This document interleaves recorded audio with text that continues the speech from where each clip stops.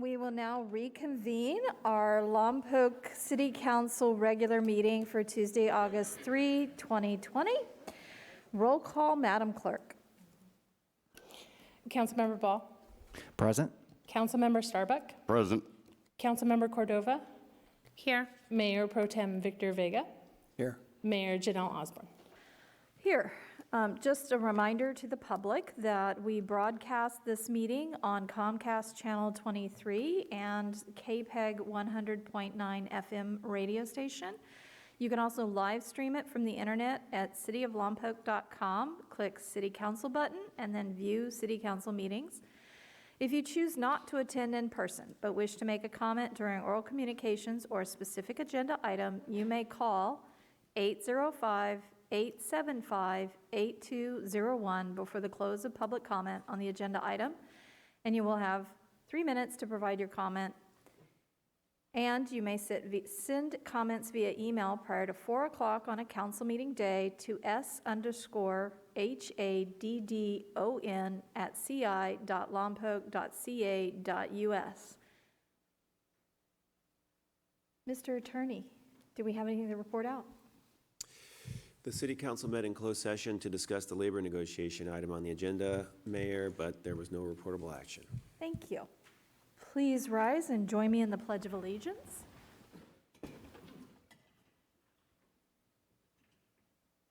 I pledge allegiance to the flag of the United States of America and to the republic for which it stands, one nation, under God, indivisible, with liberty and justice for all. Before we move on, I'd like to take a moment of silence honoring Myra Manfrina. She recently passed away this weekend after having celebrated her 100th birthday. She is a native daughter of Lompoc and known as the local historian, and it will be a great loss to lose her and her knowledge, but she has documented it well in the Lompoc Historical Society, so please join me in a moment of silence for her family and our community.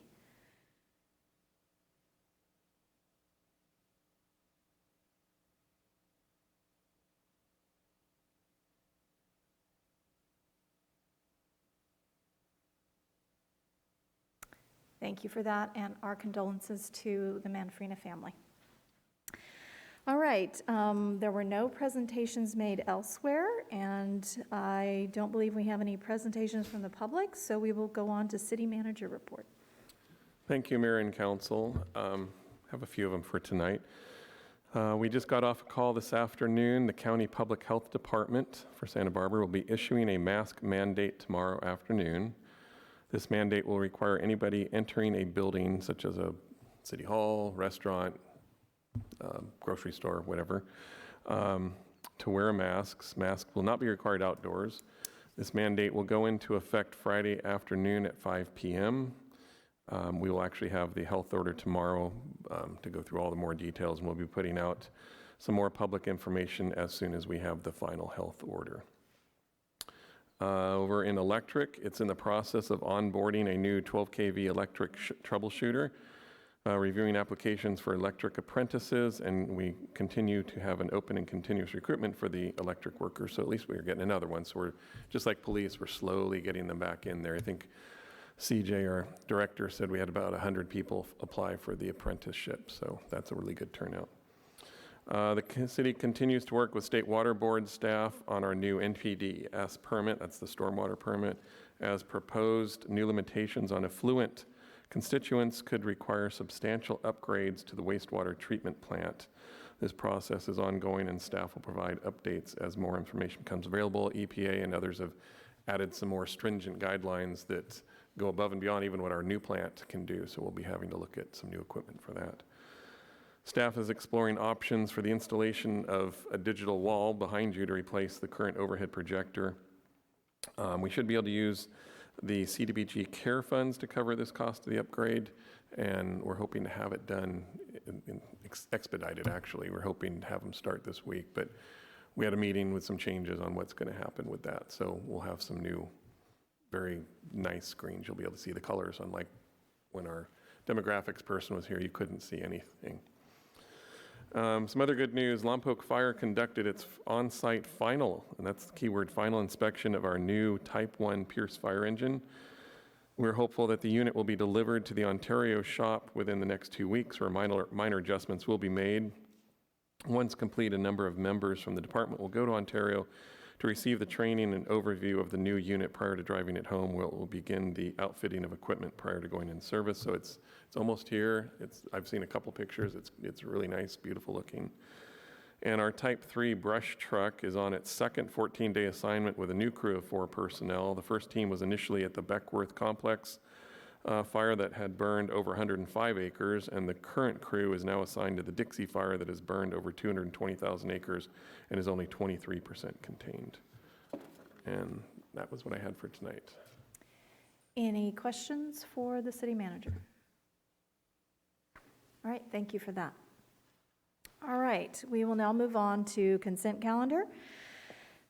If you would like to speak on consent calendar, you may come to the microphone and have 3 minutes, or you may call in. The number to call in is 805-875-8201, 805-875-8201. Did we have any written comment on consent? Yes, ma'am, we did. We received an email from Ralph Bocock. It was delivered to council, to staff, placed on the city's website and outside of the front of the lobby. Thank you. While we wait to see if there are any calls on consent calendar, I will go ahead and read. All items listed under consent calendar are considered to be routine and will be enacted after one motion in the form listed below. There will be no separate discussion of these items unless good cause is shown prior to the council vote. Any items withdrawn from the consent calendar for separate discussion will be addressed immediately before the second oral communications near the end of the meeting. And seeing no one call, we will close public comment on consent calendar. Do I have any questions or a motion? Councilmember Starbuck. Just questions. Mr. Albro, you know I'm going to probably speak to you about again is $534 that was not in the original budget now. Where's this money coming from? Good question, and I really appreciate that you're asking these questions because we all should be watching the bottom line. We did pass the budget with 1.25 million surplus. This will make 1.7 in raises that we've given out, so we do have a deficit if you took that. However, we did get 250 from Windmill Strauss for public benefit. We also got an encroachment fee of 200,000 from them as well. And we're also identifying ARPA funds that we can draw down on, and that's going to take a while, but we'll report back to you with that. But right now, we're still a balanced budget, but that's where it's coming out of the general fund for fire. So we are below our 2 million, obviously, that we have as a bottom line for the general fund. Council was, one of our resolutions was that any time we were below 2 million. Oh, the economic uncertainty? Uncertainty fund, yes, Oh, thank you. we don't have anything left of that. We're negative 200,000 as of the last audited financials. Our reserve right now is 200,000. Negative. Yeah. Yeah, One no other reserve. question I had on here, one of the things that, what is this cleanup that we're talking about here with the educational incentive pay? Yeah, it's cleanup language. If Gabe's here, he could probably give us an update on what that cleanup language is, but there is no raise on that. It's just cleanup language. But Cleanup language, so it's existing funds that were budgeted. yes. The yes. 2.5% and the 5% educational incentive was already budgeted. So what are we doing here? So, good evening, Mayor, members of the council. Gabe Garcia, Human Resources Manager. What we're doing is we're cleaning up the language because the certification courses have changed from what they're doing and the number of courses that the fire officers need to take. So, as you can see, the information that has the red line strike through it, it was formerly called the Fire Officer Certificate. It's now called a Company Officer Certification course. And they've reduced the number of classes from 8 to 6. So what our education incentive required before was 4 of the 8. Well, they don't do 8 anymore, so now it's 3 of the 6 Company Officer Certification rather than the Fire Officer Certificate. So It's because the name of the courses have changed, so that's why the language update and the number of classes. But no change to the education incentive amount. Okay, like I say, I appreciate that we do the bottom line on this. This isn't, now we know we have no reserve and we have no money left, so. Yeah, but do keep in mind that there's a year between there that hasn't been audited. That's 2021, June 30. We're still working on those numbers, and I'm anticipating we'll see a pretty good surplus there, so we're heading in the right direction. You're an optimist. I am. I'm going to stay optimistic on that year. Thank you, Rest of the Dean. years, but that one I am. Any other questions before I entertain a motion to accept consent calendar? Seeing none, I'll entertain a motion. I'll make a motion. Thank you. I'll second. Thank you. Any other concerns? Seeing none, let's vote.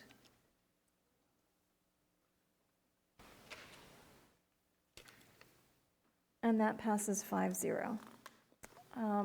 I don't see any staff presentations, so we will move on to general oral communications regarding city matters.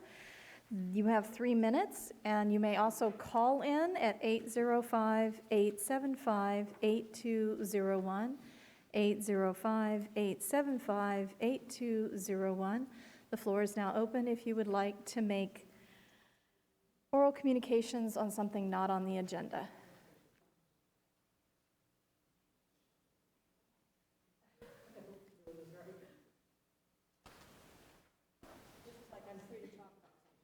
Yes. This is the time you were looking for. Thank you. So good evening. I am Reverend Jane Quant, pastor of Valley of the Flowers United Church of Christ. While our building is located up in the village, most of our strongest leaders are here inside the city. A little over a year ago, many cities in the United States were taking a look at their practices in terms of law enforcement and asking themselves if there were ways that we might be able to improve. We came across a program called CAHOOTS, which stands for Crisis Assistance Helping Out on the Streets. CAHOOTS has successfully provided unarmed mobile crisis intervention in Eugene and Springfield, Oregon for 31 years. It is a model based on the idea that not all 911 calls require an armed police response. Calls that involve nonviolent issues like mental health crises, wellness checks, and substance abuse interventions could be diverted to a CAHOOTS-like program, allowing our police officers to focus on the things for which they are best trained. A CAHOOTS mobile crisis team consists of 2 paid staff, a medic, either a nurse or an EMT, and a crisis worker who has served several years in the mental health field. They are both unarmed, and they travel in a large van which is well equipped for the services that they provide. Believing this kind of model might greatly benefit our city, we formed a task force and a leadership team. The Islamic Center, First Christian Church, and Valley of the Flowers made significant financial contributions that enabled us to hire a CAHOOTS consultant. In his analysis of Lompoc, the first thing he told us is that our police officers are very overworked, that the ratio of calls to staff is the worst he's ever seen. From the beginning, we have been very clear that defunding the police is the last thing Lompoc needs. This program is meant to support the police. We've spoken with hundreds of people from many different organizations in Lompoc, and everywhere we go, this model is met with very favorable responses, including our chief of police, who says he supports this 150%. Now, just to be clear, this is a grassroots effort that has been spearheaded by volunteers who have been working very hard on this for over a year now, simply because we love our city and we think this is a great program that we should be considering. But ultimately, you are the ones who can make this happen here. So thank you, and you'll be hearing more from us. Thank you. I'm sorry, there's no clapping. We don't cheer or boo. I appreciate the support, but the floor is still open. If you would like to call, the number to call is 805-875-8201. Good evening, Council, Madam Mayor, and all those here. My name is Yasmin Dawson. I represent crisis assistance helping out on the streets, which Jane just described, cahoots. And I have a progress report and a big thank you for Police Mariani. My organization asked the chief several months ago for a chance to review police files for cases which might be handled by EMTs or social workers. He has now completed the task of reviewing the files and has made available to us 2,282 files for calls received in 2020 and the first 3 months of 2021. The chief has delivered the files at our request. Our consultant is now analyzing them for public report and discussion. We look forward to discussing the report with all of you when it arrives. Thank you to the department, council, and especially Chief Mariani. Thank you. Floor is still open for general oral communications. If you have something you'd like to speak on, 3 minutes, 805-875-8201. Deb Andrews, Mission Hills. I lived in Oregon 6 years. You do not want to take any ideas from Oregon. I guarantee that. In the name of safety or positivity for youth, Oregon is not the place you want to look to. The City Council does have a lot of power, authority, to create opportunities for young people, recreation opportunities, cooperate with schools, encourage schools to alter their curriculum and actually teach reading, math, and hard subjects so that youth have a future in this town. I would start there. I would start with providing options for youth, partner with schools to improve what they're doing with their curriculum. I would not start with Oregon. Seeing no calls, I will check to see if we had any general written oral communications.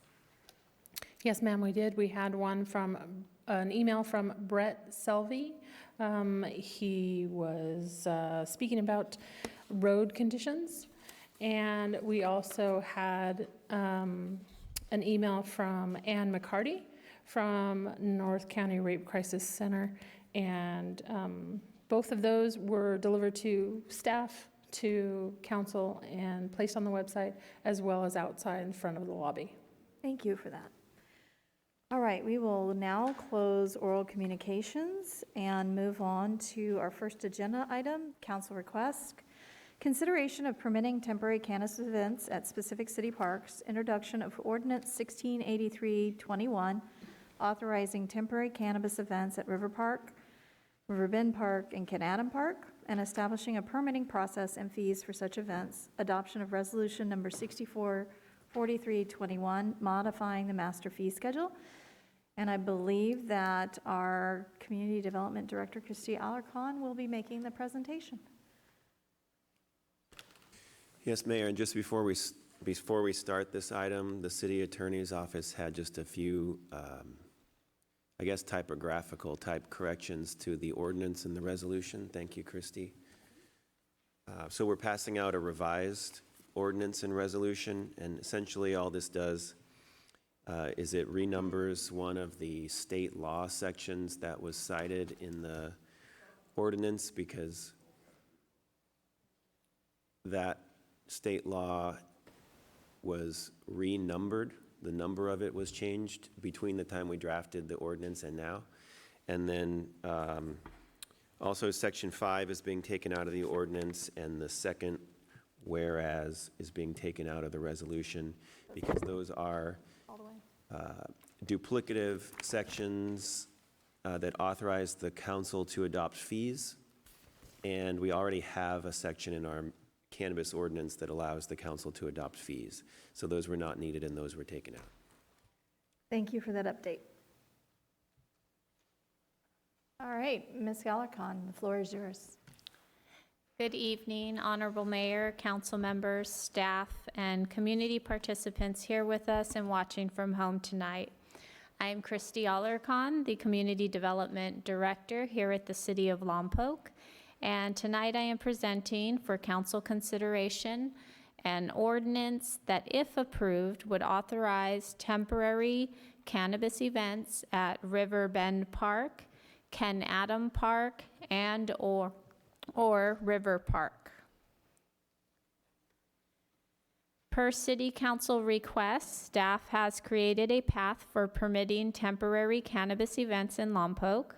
In January 2019, the California Code became effective, which allows cities to permit temporary cannabis events at locations designated by the city, where participants who are 21 years or older may sell or consume cannabis products. There's a lot of rules that go along with it, but these are a few of the rules related to the event sales and cannabis consumption. One of the highlighted ones, I think, is that you cannot sell or let attendees use alcohol or tobacco during the cannabis events. So it can't be a triple threat.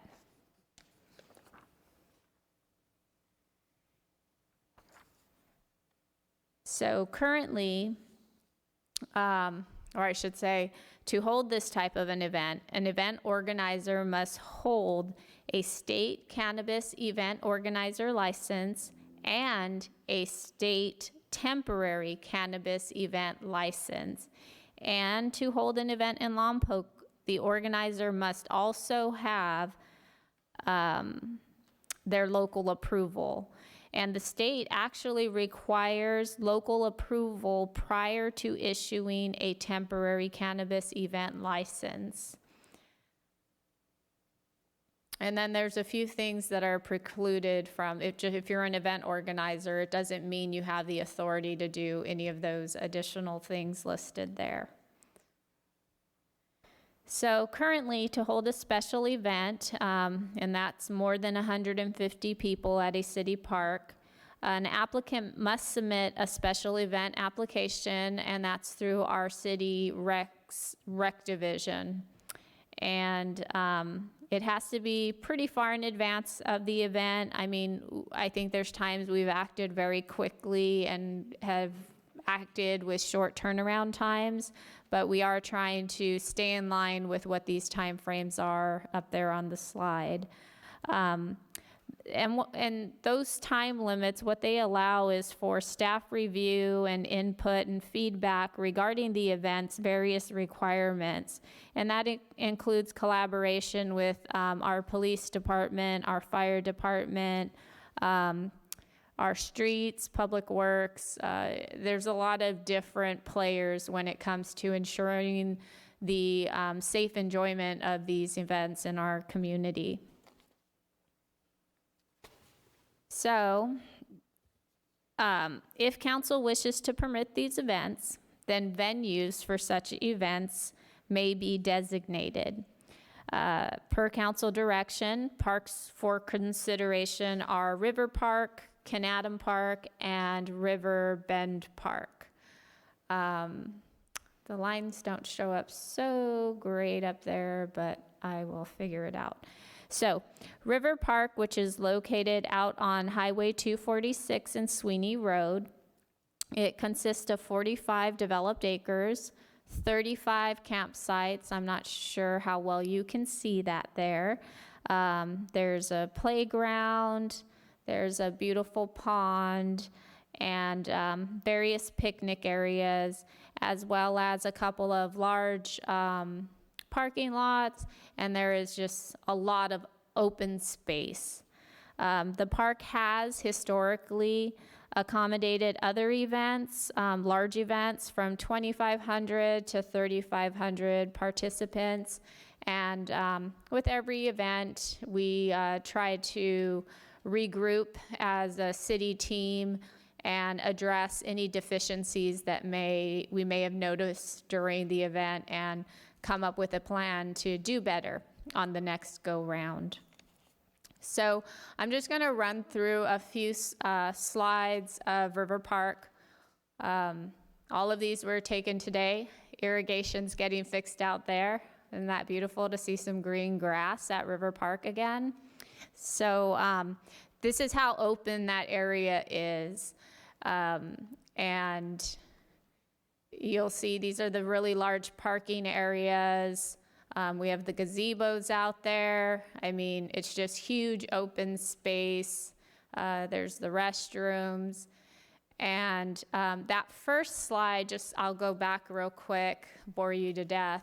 But that first slide, you'll see it says like 0.204 miles. What I asked our geographic information systems team to do was give me a little map of what the distance is from the park to like the nearest highway or exit, so that we could show, traffic plan type of thing. And that's not a traffic plan, but that is a way of showing, the pros and cons on these different sites. So the next one was Canadam Park, and that's located at Highway 1, and that's at the northern entrance to the city. As you can see from the aerial, there is a lot of overgrown brush, which creates some potential fire hazard that would have to be mitigated in order to host an event, especially a cannabis event where there is outdoor consumption that is possibly lit. And staff would recommend, if this site is to be considered, that clearance of much of the brush in the central area and possibly kind of like leveling it out. Obviously, we don't want to see any of our oaks go away, but there is a lot of shrubs and like just overgrown brush that if removed and then possibly some decomposed granite were to be laid down, could really create a space that's mitigates some of those fire hazards and provides a little more open space. We anticipate, maybe 600 people could, participate in an event there. And then obviously, I want to give you all the pros and cons of all of these. The other concern would be parking, because depending on the size of the event, this site may not accommodate enough parking. And but there is a lot of parking at Allen Hancock College that is probably not that full during the weekend. And we do have another group that utilizes this site for an event, and they were able to enter into like a mutual agreement with Hancock in order to utilize their space for parking. So all of that, the event organizer would have to figure out on their own and then submit it all as part of the complete package. We would want to know that they have addressed that before we would even approve them. And then just a few shots of Canadam Park, just to really give you a good idea of the fire hazard out there, and why I personally, and I know the fire department has expressed this, just wouldn't be comfortable unless we did some improvement work, just to get rid of some of that low-lying brush and kind of trim up some of our oak trees. We have such beautiful oak trees up there. But there are some areas that could really be opened up, and that's kind of a space that you'll see there that it could be a really nice spot for this type of event. And then there is Riverbend Park. So I'll throw this disclaimer out there. This wasn't part of your request from council, but in visiting the various parks, and looking at the size and talking with the different cannabis groups that would be interested in hosting an event, and those numbers they were throwing out there, they said, anywhere from 1,000 to 5,000. And I was like, wow, where would they fit? So went out to Riverbend Park, and I thought, 13 plus acres of soccer field, more than sufficient parking, and has hosted soccer tournaments of, is up to approximately 2,000 participants. It is located a little out of the way. It's the 1702 North A Street, so I'm sure most of you are familiar. You have to drive kind of through a residential area to get out there. Now, if perhaps in the future the city were to develop, you know, a roadway access that is a direct shot to, I think it's the 246. I am geographically challenged, so if I got that wrong, you know what I mean. So obviously they all have pros and cons. I'm leaving that to you as council to discuss the various pros and cons. And here's some pictures of the site. You'll see AYSO has like their C trains stored out there. But I mean, you can't argue with all of that open space. It's just wide open. You have an irrigation system out there. We would not allow the vendors to drive on the soccer fields because they're the best we got, and we want to try to keep them as nice as we possibly can. So there are a lot of things staff are going to do to ensure that we maintain the integrity of our soccer fields, and that is our first priority when it comes to those fields. And then getting to the fun part, fiscal impact.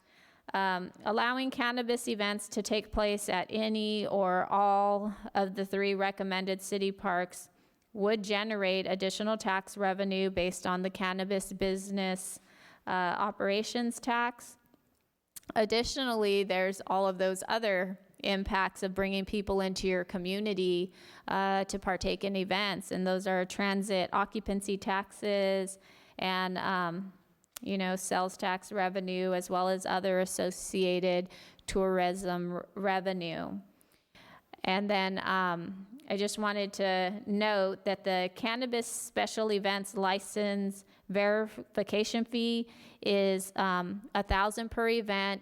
It is an estimate. We don't know how much staff time is going to go into each of these. We will obviously track that the first go round, and then when we do our next master fee study, we will have a better gauge of how much of whose time and needs to go in there, and then those fee studies usually come to council for consideration, and then we determine, does it need to be higher, does it need to be lower? We want to be 100% cost recovery, so we will make sure we're tuned in on that fee. And then there was one aspect in, you know, doing these visits on a lot of these sites, specifically Ken Adam Park is, and the fact that I do oversee the Parks Division, and I know that we have limited resources, not just staffing, but also materials.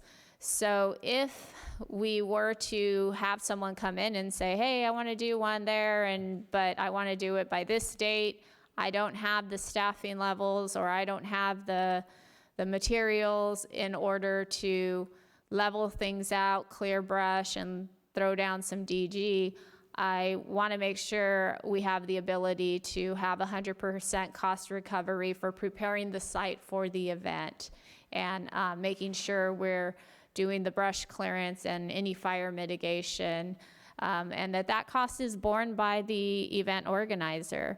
I believe the way it's currently written, we can do that, but I'll look to legal if council wants that in there, what verbiage would need to be added into the ordinance. And then in conclusion, staff anticipates that there would be and is a community interest in adult use temporary cannabis events.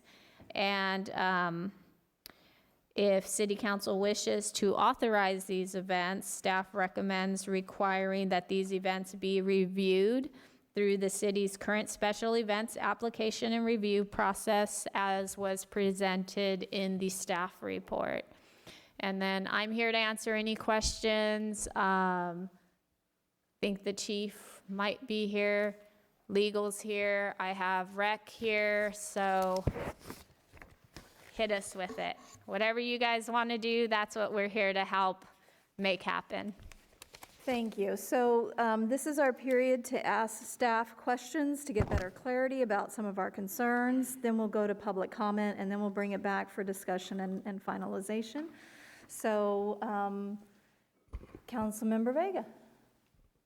Christie, I guess one of my concerns is we've advocated and we've supported the cannabis industry to a point where they can open a business now, and you guys have done a good job of facilitating that process through the learning curve. My disappointment is lack of support from the cannabis industry here in council, actually supporting. They've gotten their businesses open, but I don't see anybody else supporting any events or anything here right now. You know, there's nothing you can do about it, but at the same token, quality of life is important to a point, and we have to make sure that we can facilitate what we vote in. Many times we put in rules, regulations, and ordinances, and we can't enforce them. You just made it very clear that we don't have the staffing. So I'm going to call on the cannabis industry to come out and support their efforts here, because I feel like they're basically a zero voice at this time. One of the last council meetings that we came up, we had one of the cannabis operators come up to public comment and say we should be embarrassed and this and that. You know, it's kind of a, we're trying to help their business succeed. At the same time, we want the quality of life in Lompoc. But where do we go from here when we're just throwing money at something for full cost recovery, and maybe we're not doing staff, doing them justice here, actually spreading them too thin, looking for tourism dollars that we cannot actually enforce and control. So I just want us to be very careful on where we're going with this. We've gone to a point now where we voted in a free market. We've allowed all these people to, and these businesses to open. And then the free market actually says, hey, it's kind of a survivalist thing. It's like opening a hamburger shop. If too many of them are open, then not all of them will be successful. I just want us to be real careful. We're going through staff changes, and we're adding people, and we're looking and recruiting. And I want us to be real careful what we do as far as the direction that we want to go, as far as quality of life and what our staff can handle. Councilmember Cordova. I'm going to piggyback a little bit on some of the comments that Councilmember Vega just said, because my concern is that, you know, the community or the city has, in a way, rolled out the red carpet to allow for the cannabis industry to come in and conduct business. Initially, even, I feel, and I have voiced from this day, as not charging the proper fees and not charging the proper, in my opinion, the proper taxation for this industry to be in our community and be able to perform in our community.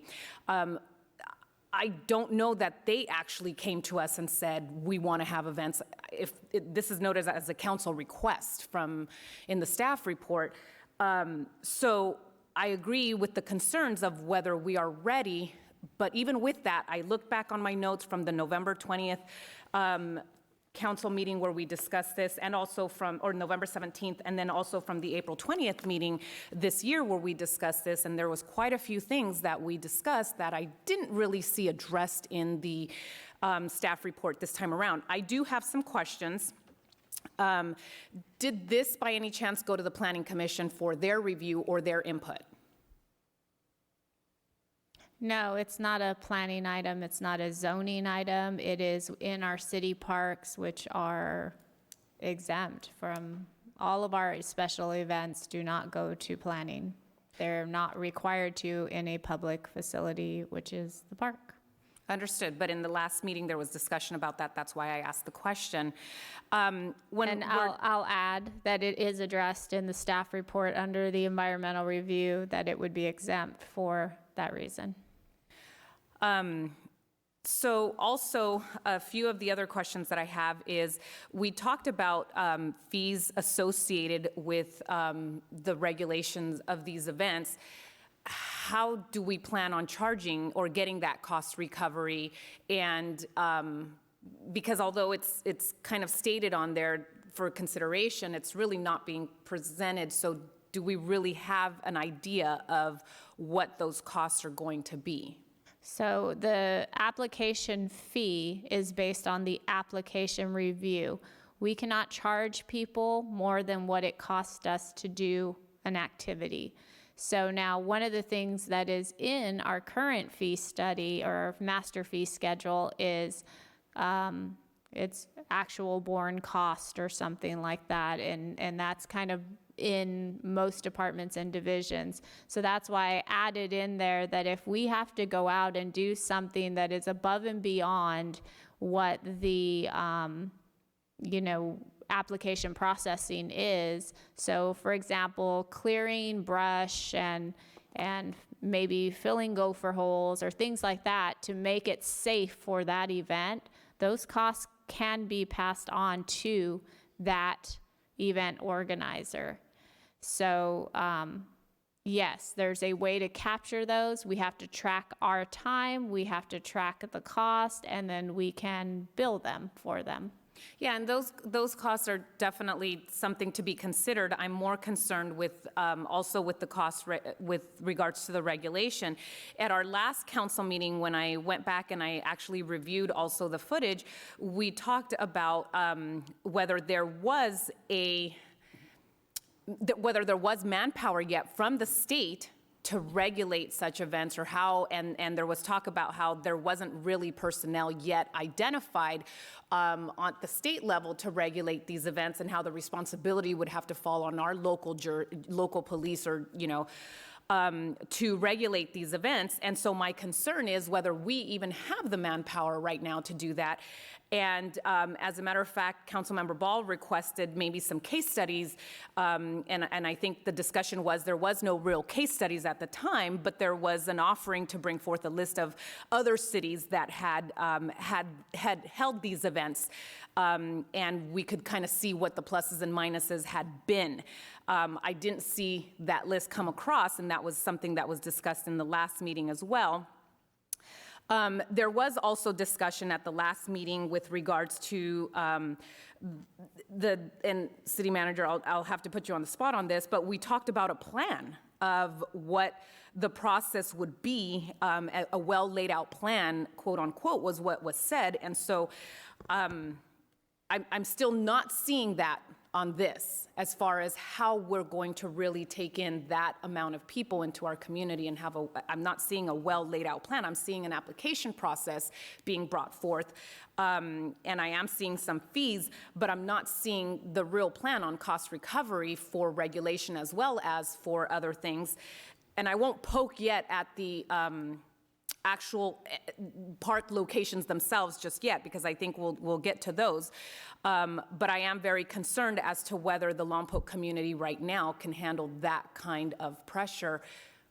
Go ahead. Oh, I was going to say, so like with any different event, we have to know what they're going to do. So, the dog show that was just here is very minor, didn't do much. We had the 4th of July, it was huge.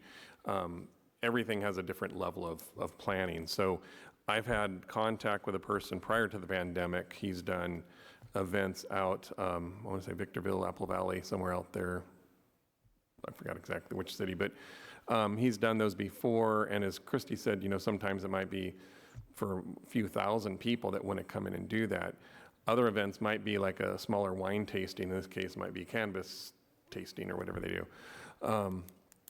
So until we know what they're going to do, it's a little harder to plan on how many officers are going to be out there. But if a person comes in and says, I want to do a Coachella style, then we go, okay, well, hold on a minute. This is going to be a very long, intensive time to plan something out. So it is a little more difficult to say what would the plan be. It really depends on who comes in and what do they want to do. That's why it's going to take 9 to 12 months for a larger plan. So it's not going to be an overnight one. We'll be working on it for quite some time on all the different aspects. When I was in Arizona, the county, we had Country Thunder, and it brought in thousands. It was a 3-day event, country music, and they had people that would bring their RVs in one area, and they had a little main street for shopping. They had this, and that was a full year process that had the county administrative, we had the sheriff's department, we had everybody involved in that because it was a full year. So that's sort of how the planning would go on a process. If a person comes in and says, I'm going to do a 2,000 person, it would be at the top end. So it would be a 9 to 12 month planning process to go through. And that's where we would hammer out all the requirements. And some of them, like Christy was saying, is we say, hey, if you want to do it at Ken Adam Park, you're going to have to put down DG and trim this up. And he gets a bill and goes, oh, I don't want to do that, or not a bill, but an estimate. They might back out because we're not going to bear the cost of it. They would. So that's where all that planning would come into play. So I would point back just to kind of, you mentioned we don't have a real comprehensive plan, but the way our special events process works is, and I tried to incorporate it in for the cannabis and add all the special requirements of a cannabis event. But, you know, we get the application in, it has to go to fire, and then fire says, this is their fire plan. It's not adequate. They need to do X, Y, and Z. It goes back to the applicant. We say, hey, you got to do these things.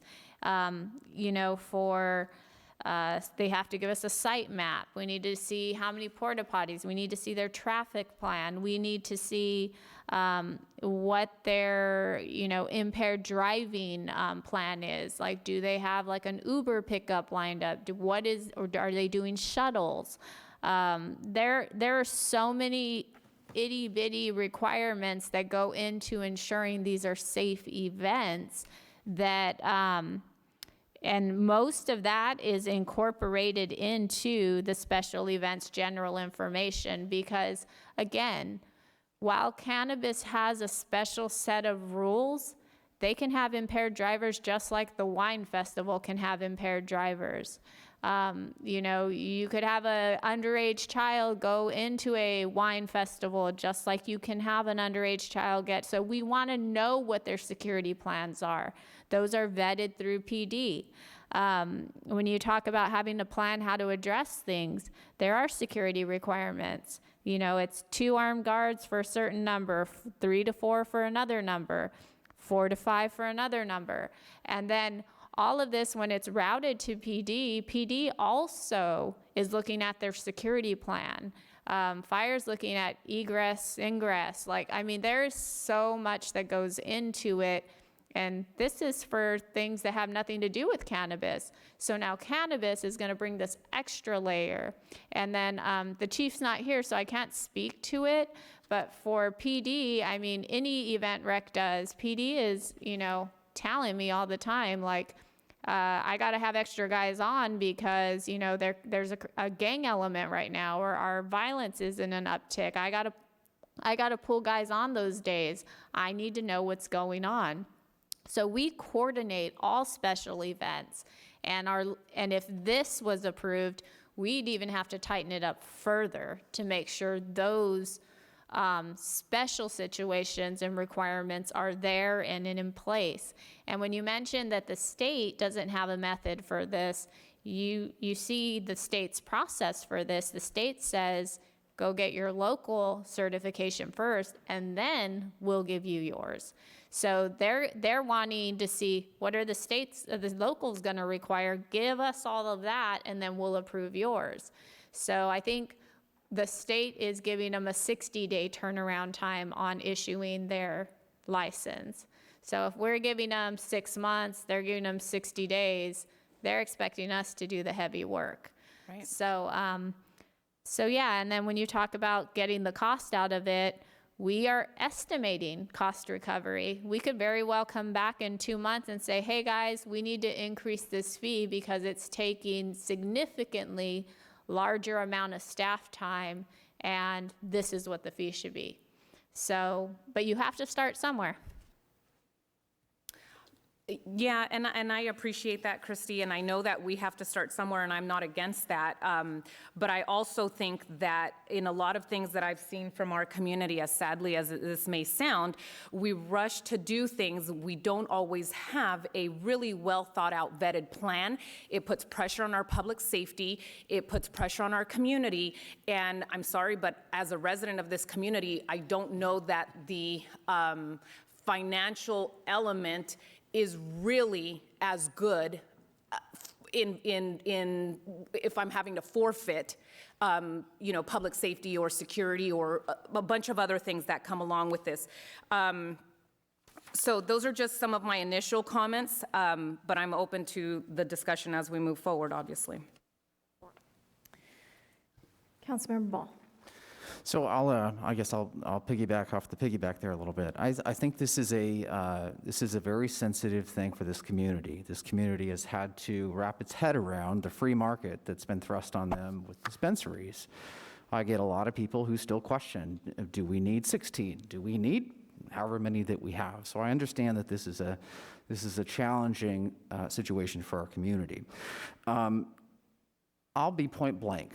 I'm open to us having an event or a couple of events, but there is no interest in me in having events unless we're doing more than just cost recovery. Now, I know that, technically the city, we can only do a certain thing, but unless there's a tangible, visible community benefit to the citizens here from having that type of event, and that has to go beyond just some heads and beds, TOT taxes, et cetera. And on top of that, if we were to have that event, my standard would be it has to leave the park or has to leave our community in better shape than it found it. So I don't know how we get there, but I think that's fair to the citizens of this community. I know there's a lot of people that are absolutely against it and some people that are curious and maybe open to it. But this isn't an easy one, and I definitely agree with Councilmember Vega about the industry here. There's no one in this room talking about it, giving us information, talking about their experience in other areas. If they were here, maybe they could enlighten us as to the difference between a wine event and a cannabis event. For example, from my understanding, a wine event here, there's no selling of wine there. There's no taxes that we would collect on wine at a wine event. But at a cannabis event, we have a taxation on cannabis here in Lompoc. So if we did have an event and they were able to purchase there and attract people from LA, wherever they want to come from, all of those tax dollars go into our general fund right here. And the challenges that this city council's had with answering the call, with improving, enhancing public safety. So I am hesitant to just write it off because it could be a resource for our city. But again, unless we were able to go big and show the community some tangible benefit, I don't see it working very well. Christy, I do definitely hear you. A lot of this will have to be planned as interest develops and as people come forward with different ideas. There are so many different ways this type of event could take shape, from a 50-person event to several thousand. So again, this is going to be challenging for our community, but I don't know what it means. But unless we can show that this is helpful, that after it's all said and done, it's really helping our community, it's going to be hard to convince everyone to accept it. So I don't know all what that means, but that's where my head's at with that. I have a few questions before I give it back to you, Mr. Vega. When we have the wine event, how many people is it typically when it takes over River Park? 3,500, 2,500? 2,500. And that event is required to have an ingress and egress plan in order to plan for it. And I do remember 3 years ago that it wasn't the wine event that caused the problem. It was actually a guy running from a warrant that hit an electrical pole and had us trapped there. But there was a plan, except in an emergency. So we're going to have to be really careful about all the locations, and it's something we need to start doing for all our events, because we saw it with 4th of July. We've seen it with other events at different locations, really making it a priority, but as a whole, because we have problems getting in and out of River Park, and we have a problem getting out of River Bend. I do think there is actually more concern with River Bend Park being ingress, egress difficult, because it does impact the neighborhood. I know people complain about parking. I know people complain about only one way in and one way out. And while it's very large, I think River Park meets that. And I think is better suited to deal with it, even though it's similar ingress egress. And I hate to use two locations that have a problem and cause stress on a community about using a Riverbend Park. I was approached. I made this request 3 years ago. I was approached by the industry, and it wasn't the industry, it was actually event planners, and they included the wine industry's wine event planner. And she came forward with them, and they went and looked at River Park, and they went and looked at Ken Adams Park, knowing that putting it at Ryan wasn't the right thing to do. And they requested the option for both because they saw that they could do a really high-end, intimate, limited sales of tickets at Ken Adam. They were going to and were preparing to interact with the Hancock about not just negotiating use of their parking lot, but inviting the college to have a booth regarding their hemp programs, their education programs, maybe utilizing the Public Safety Center for security guard training and in exchange for some of that usage. So they had a plan, and they were very interested and did not necessarily themselves see our community posting 1,000, 2,000. They were looking at intimate 500 at most. And the reason they were doing it is because we were a free market. Because we had opened our doors to the industry knew that by having an event, it would generate tax revenue from the sale of cannabis, because they are required, if they sell on site, they're required to use a local permitted vendor. So one of our dispensaries has to be the vendor. All that tax dollar stays local. They knew that. They were planning to have food at the event and utilize local food trucks and local chefs to do specialty demonstrations. So there was revenue generated there. They're planning to have special events surrounding it, where maybe there's a special dinner somewhere or there's a lecture at another location. So there was additional reasons to stay more than just for a day. The wine festival brings people in and they stay. Unfortunately, they stay at hotels in Buellton, and the group I was speaking with very much intended to only allow the hotels here as the hotel for the event. If somebody chose outside of that, they wouldn't get any special rates, but they intended to go to the local hotels and do that.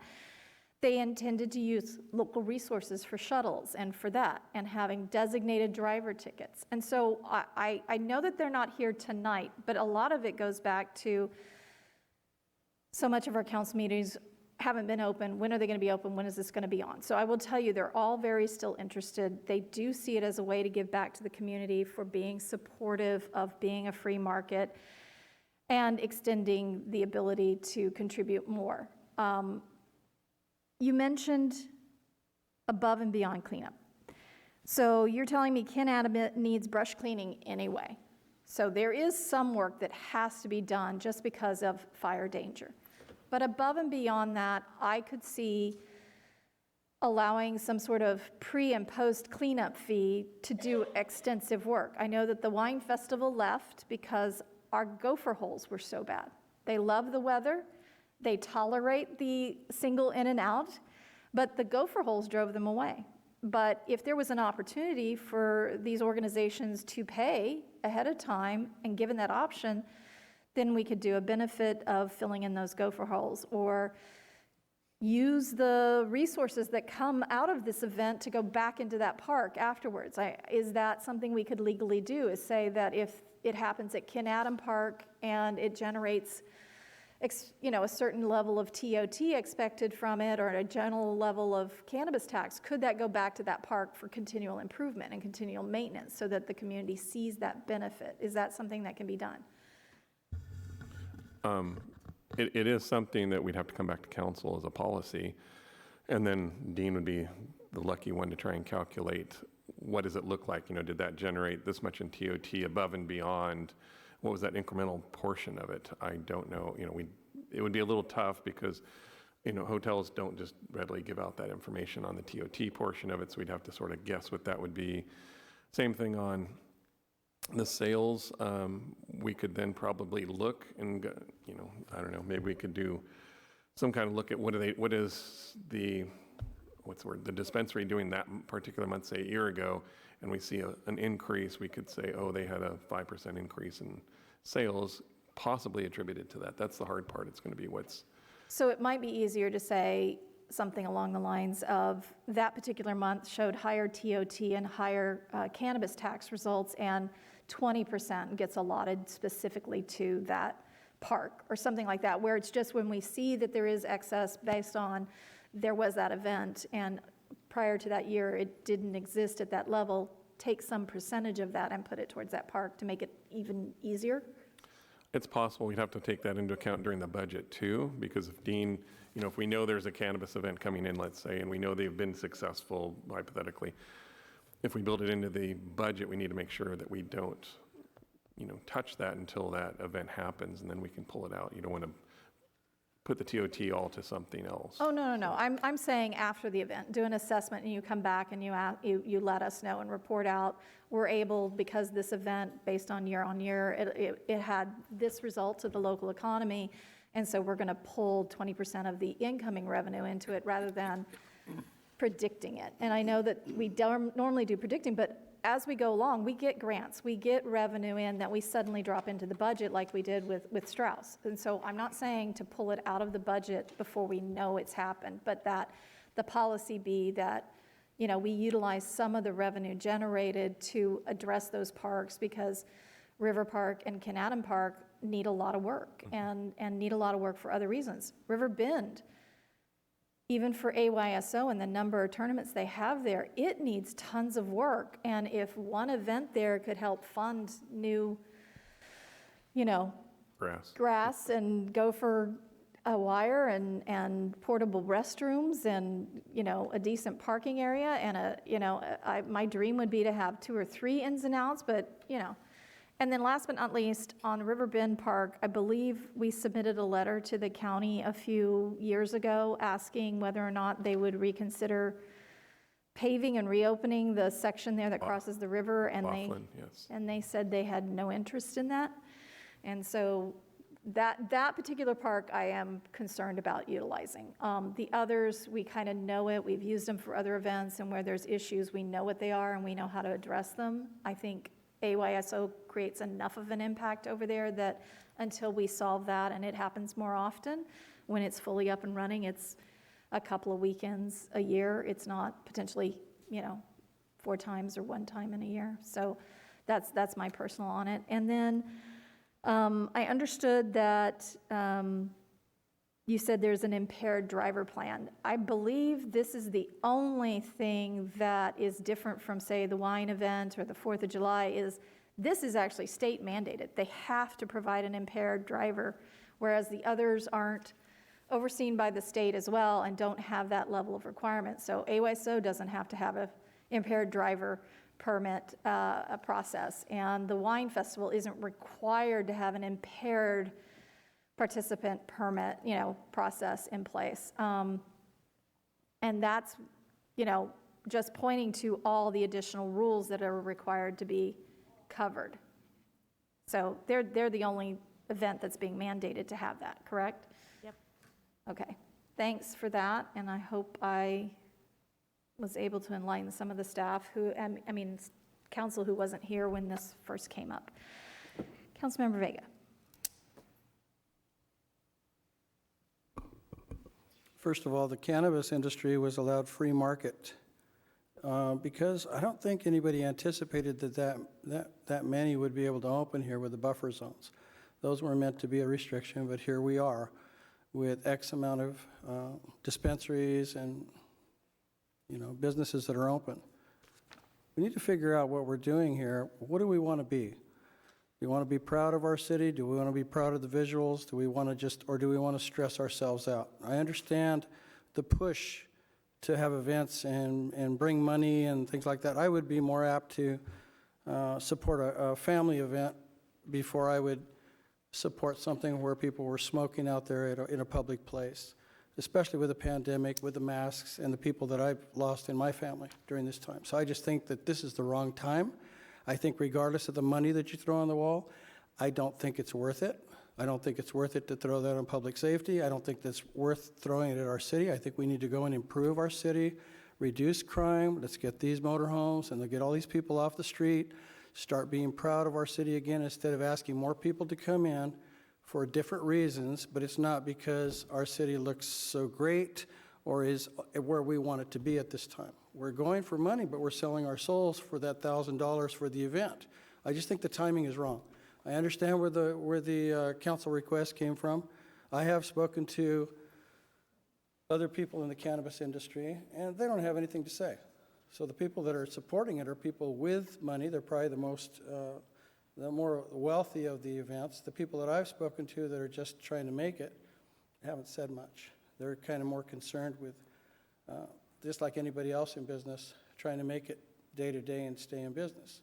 I think we need to figure out what we want our city to be. We allow these businesses to go in. They are part of our community.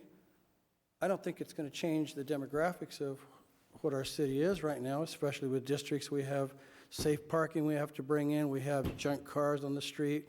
We have people sleeping on the roads. We have people over there by Lompoc where it got knocked down. We haven't addressed the main concerns that the community here needs to live with so that we can make our city better now, not rather than later. We need to address it now for the kids that are going to school when they come out, because when I was growing up, it was kind of you go to work, you make some money, you do things, you figure out which college you're going to. Now, you have people that don't seem to be doing much because they've kind of given up hope.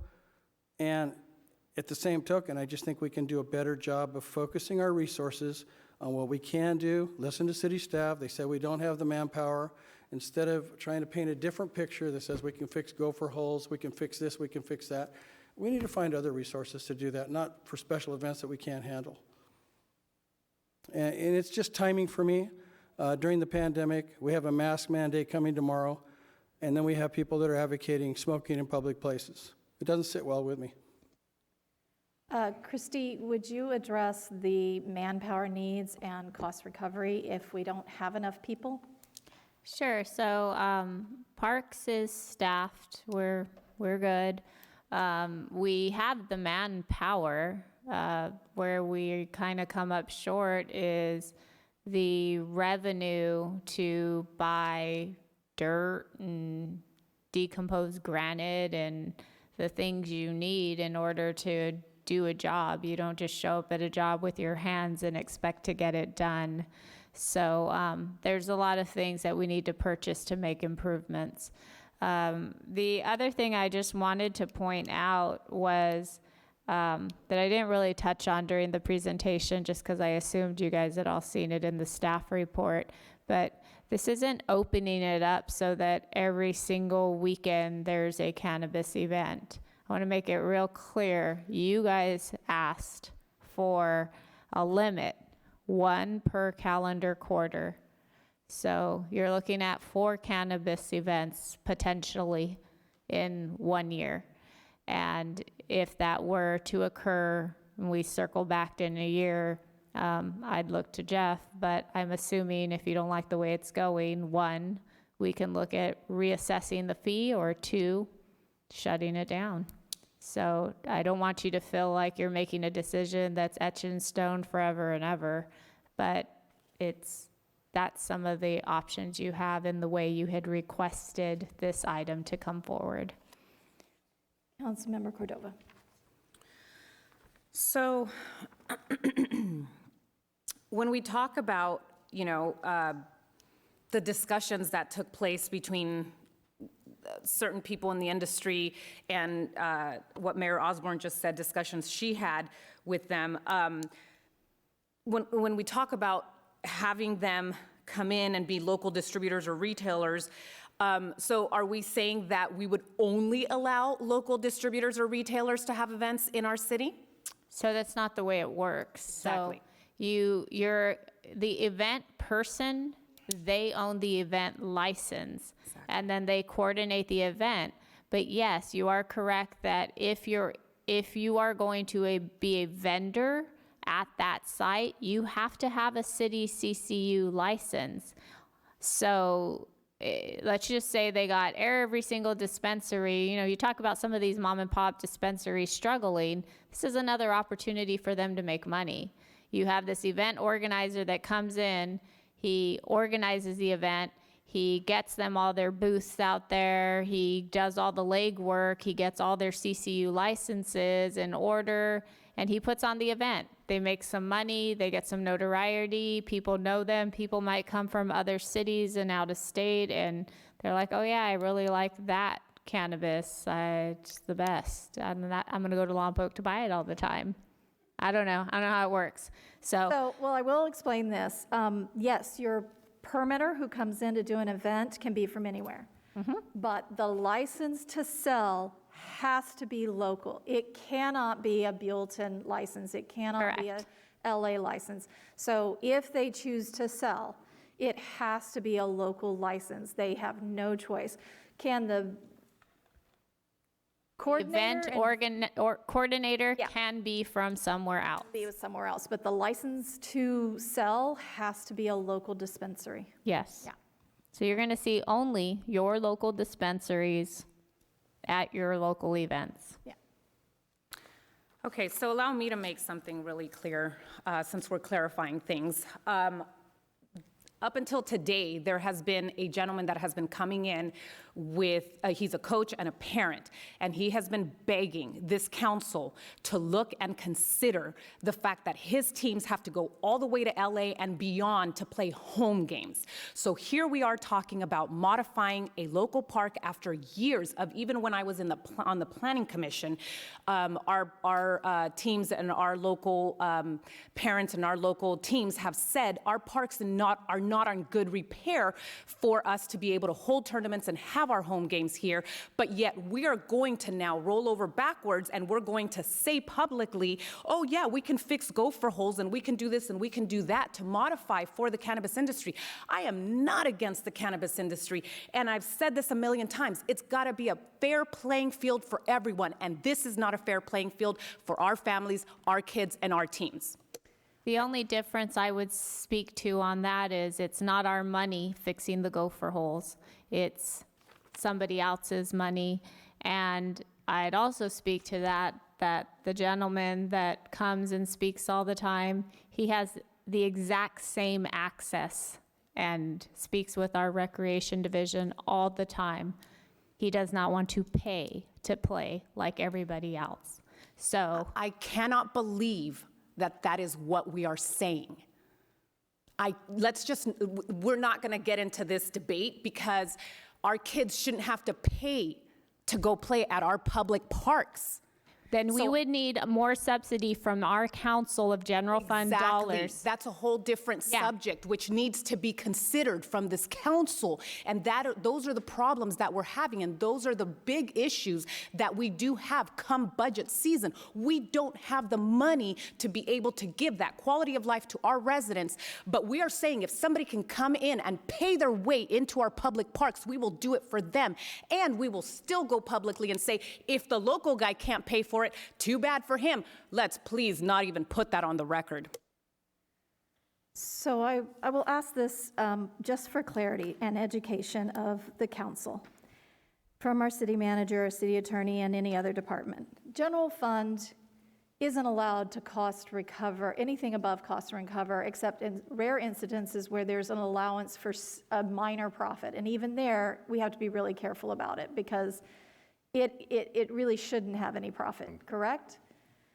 It's only cost recovery. Only in rental. I can research this some more, but there are some loopholes in the state code that you have to use reasonable borne cost for your recoveries, but there are some for recreation that can be market based. So there are some. Typically, like the Dewey Center, a property that we own, that we rent out, is not just cost recovery. But if I'm working there, it's my cost, not my cost plus 10%. And if we were a community that had full reserves, 10, 12 million in it, and we generated plenty of TOT, property tax, cannabis tax, and sales tax, then we could open up our facilities to be free and not charge for. But because we don't generate enough revenue to cover the costs, we are required to charge access and fees for renting the parks, playing on the fields for competitions, swimming at the swimming pool. I mean, I'm just as angry as everybody else that you still have to go and pay to swim at the local pool. But our bond only covered the cost of building and maintenance. It didn't cover the staff, the ability to provide programs. And so there is a level of fees that we have to charge everyone in order to cover the cost of even remotely delivering what we do deliver. And then the last part is, again, generating revenue. Some of the best revenue to generate to help our parks and to help these teams and help these kids is that tax dollar. And those of us here on the Economic Development Committee, remember the whole idea is tourism brings dollars in with a short-term budget and leaves you with money in the community that's not going to leave because it's paying salaries, it's paying for goods, it's paying for contributions into the general fund that we didn't have to, as ourselves, pay out unless we chose to participate in that event. So tourism is one of those ways to bring it in. And so allowing the fact that we have the dog show, the fact that we have the spring art festival or spring festival, the fact that we have a flower festival, the fact that we have occasionally a wine festival when they're capable. And I guess if we'd have made them an offer, they might have paid to fill the gopher holes. They didn't tell us until after the event. The dog show didn't tell us till after the event that they were leaving because gopher holes. So I want to remind council, this isn't about throwing the doors wide open. It's literally another opportunity to generate the revenue we need to do all these things that we need to get done. Police and fire need the extra revenue. The parks desperately need this extra revenue, and events are one of the ways to generate it. And I just don't want to get lost in the fact that we appear to be bending over backwards for the cannabis industry. That's been done. We're a free market, and that's got its own issues. An event is not at that same level, and I think looking at it just like it's a wine festival or the flower festival or the July 4th event, I mean, it's literally an event. And this one has an additional layer simply because the state rules require it, but staff's able to assess how much it's going to cost. And if it's not covering, they can immediately get through the first event and come back and say, you know, it's going to cost $3,000 for a permit because it took twice as long.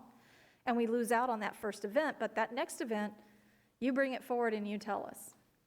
I also think you can give us an annual review of how it's going. We can also reduce how many events. We agreed to have staff look at 4 events a year. We can do 2. I mean, we can gently step into this. So again, it's not about who's benefiting the most. It's about finding new ways to generate revenue to benefit those that need it. And we are short on that across the board. And I am just digging for ways that we can make the most and generate that additional revenue that is less of a burden than the wine ghetto has never given back to our community except for a few part-time jobs. They don't tax their bottles of wine and contribute to our community. The people don't stay in the hotels. They stay in Buellton, they stay in Solvang, they drive over for the day, they taste wine, they leave. Do all of the wineries have an impaired driver policy and plan? It doesn't exist, and yet every weekend we deal with that. So again, I absolutely respect the concern that my fellow council members have, and I want them to understand I am trying to find revenue in order to do those other things because we don't have enough of it. We're not a community that is Pasadena or Palm Springs or, you know, that just spits cash out and everything can be free and really low cost, or not have to charge our residents for use. And I'd love to get to be that community, and to do that we have to generate revenue. And that's what I'm looking to do. Councilmember Cordova. So we're not talking about fees for an application. That's not what I'm talking about. What I'm talking about, everybody has to pay their fees to use the facilities. I get that. I understand that. That's not what this is about. What this is about is what I'm saying. And likewise, it's unfair to the cannabis industry to pose I guess, a cost on them. You want to use the park for this one event, you're going to have to fix all the gopher holes, you're going to have to clear the brush that we can't do as a city, but you're going to have to do it if you want to hold this one event. How is that fair to them? Oh, but because they have pockets lined, we assume they can afford it, but the guy that wants to bring tournaments into town, he can't afford it. And wouldn't those tournaments bring an equal amount, if not the same or more, of tourism dollars? Let's not talk about tourism because, as a reminder, I do serve as president of the Tourism Business Improvement District, but that's not my job tonight. My job tonight is to bring awareness and help us to understand that as a community, we have a responsibility to our residents as well. So to say that we are going to fund police by bringing in and start bringing in cannabis events, I don't think that that is the answer. And I don't know that my main concern, my grave concern is, are we ready to do this? And do we have enough background and do we have enough resources to be able to pull this off and get it off the ground and make it successful for those people that are going to come in and invest their dollars to try and make these events happen? I'm not against the events happening. The wine festivals, listen, they left a long time ago. Explore Lompoc was able to give them money to please hold it here 3 years ago, and then they left again. So they're not here every year holding their events. They left us a long time ago. That's not the issue here. But if we replace that with business that we cannot accommodate, it's the same cycle that Lompoc gets into. We take on stuff that we can't afford in hopes that it'll work out, that it'll benefit the community, and at the end of the day, it does not benefit the community. So until we have a well thought out plan, which is what I had hoped was going to be brought forth on that April 20th meeting, this is just not it for me. Any more questions for staff before we take public comment? Yes, Ms. Alarcon. So I always want to make sure that we have a full picture of what really happens out there and how fields are maintained, because it was very enlightening to me stepping into parks oversight and managing that. So talking about equitable treatment, AYSO has dirt dropped off at those fields. All of their parents come out and they shovel that dirt and they fill holes and they attempt to make things even. Do we charge them? No, we don't charge them for staff time because they can't afford it, but they want playable fields. So they have the volunteer staff, volunteer parents that come out and do that. We do help with that process. You know, if you want to talk about not charging the cannabis industry, not charging anybody, any event person, then you could have funded us $60,000 in general fund dollars that you don't have.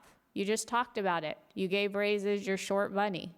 So if you had given Park $60,000, we wouldn't ask cannabis, we wouldn't ask the wine industry. We would have park staff go out there, they'd buy some dirt and they'd be able to do it. We don't have the money. So if a cannabis or a wine festival or any festival came on board and we were able to assess them and say, hey, in order for this venue to be safe, you need to fill the gopher holes, you need to do X, Y, and Z, and they did it, those gopher holes are now filled. So now when AYSO goes out there, they can use safe fields. So if you're looking at hosting an event, one a quarter, it can help defer maintenance. Yeah, it's not bringing in boatloads of money, but it is helping us to what we're trying to achieve until you guys get us where we need to be with our revenues. So that's all we're looking for is, you know, I'm not saying I'm majorly in support of this or not in support of it, but I always try to look at the pros on doing something versus the cons. And for these, there seems to be a lot of pros that could help us operationally in the parks arena. So that's why I'm giving you it all. Councilmember Cordova. I just find it very disrespectful that the reaction is to, I hear this echo in the room, and it's just, it's disgusting to me because I hear this like push to this council to say, well, if you gave us the money to fix these parks, we wouldn't be in this situation. Listen, if I had the money, I would give you the money gladly, because that is what I'm here to do. So I don't want to be shamed about not having the community money to be able to give my residents the quality of life that they deserve. But that is the ongoing problem. That is the problem that Lompoc has, and that should be our priority, our local residents. All right, we'll go to public comment. If you would like to step to the podium, you have 3 minutes. You may also call in at 805-875-8201, 805-875-8201. The floor is now open, and you have 3 minutes. Did we get any written communication on this item? Yes, ma'am. We received an email from Donna and Jack Waite. It was provided to council, to staff. It was posted on the website, and it was put in the lobby. Thank you. Welcome. Deb Andrews, Mission Hills. According to the law, you cannot smoke or ingest cannabis in a public place. I'm not real familiar, but just a quick look, that's what it says. And then we're reminded all the time of the fire dangers here in California, Lompoc, because we don't have very much rain. So I'm not real sure why we're even considering something that is against the law and may cause fires. Again, the number to call is 805-875-8201, 805-875-8201.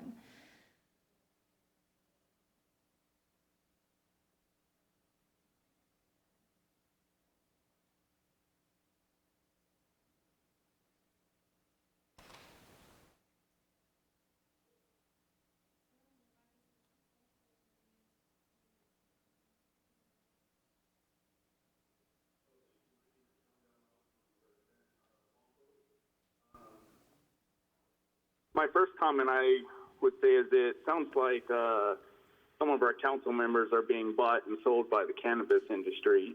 The second thing I'd like to add is that there was a comment about no participation and why there isn't anybody there.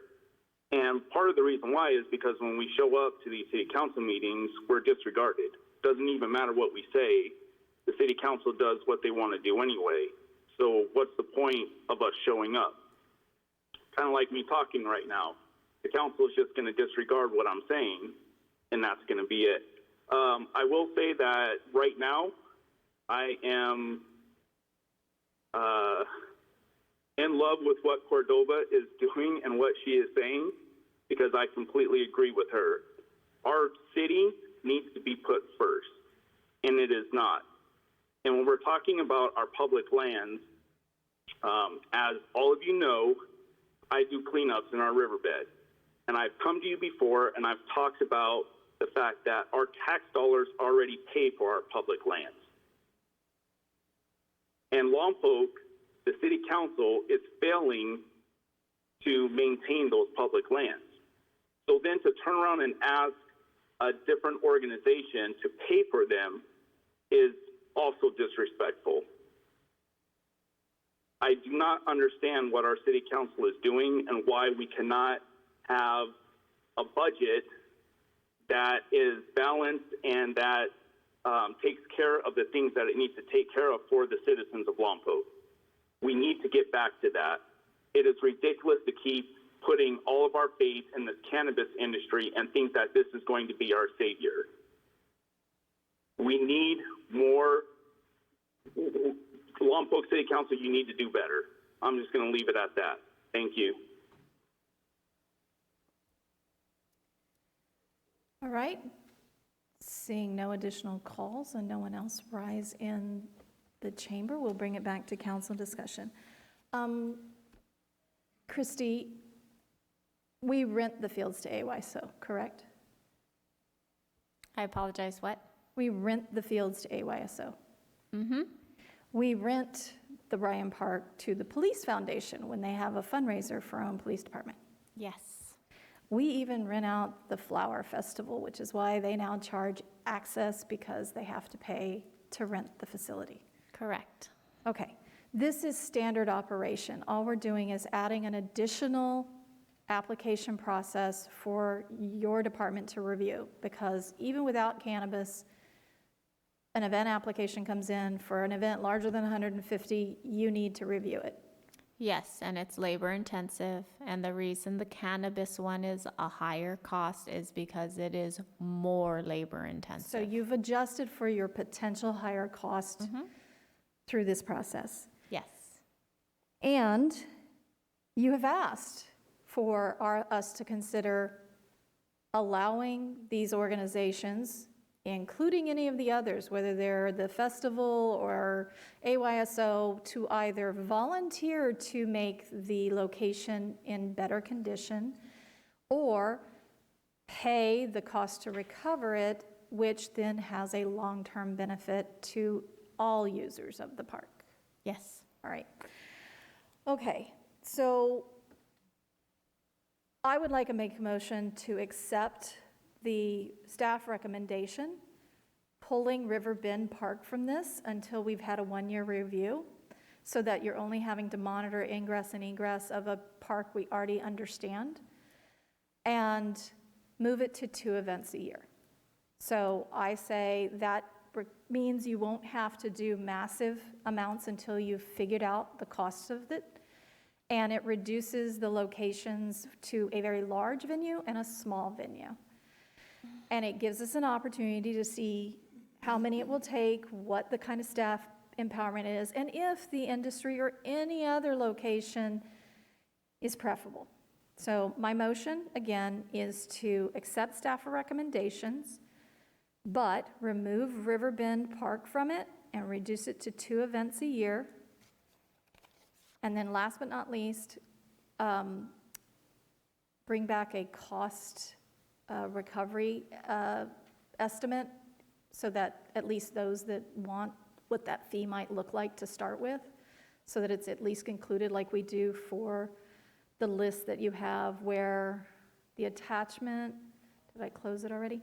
The attachment you had where it said X number of officers are required, so that in that information sheet, it says, if you find the conditions to be below what you would like for your event, here's opportunities and what the cost would be for us to have the materials and the part-timers to do it, with an option to volunteer to make it as long as it follows our rules. I think adding that to the list of things would be helpful. Any other questions on that or additions? I can see her crossing her eyes over there at me. I did have one question. Sure. You did say a review in 1 year? Yes, thank you. So Yes. the review in 1 year after this is approved? Yes, after it's approved, yeah. After this is approved? After the After ordinance second itself. reading. On the second reading, After the second reading? yes. Thank you. Yeah. Okay, did I forget anything else? Anybody want to make any additions or adjustment? Councilmember Vega? I'd like to make a substitute motion. You have the floor. We first need to see if there's a second on the Yeah, mayor's thank you. motion. All right, thank you.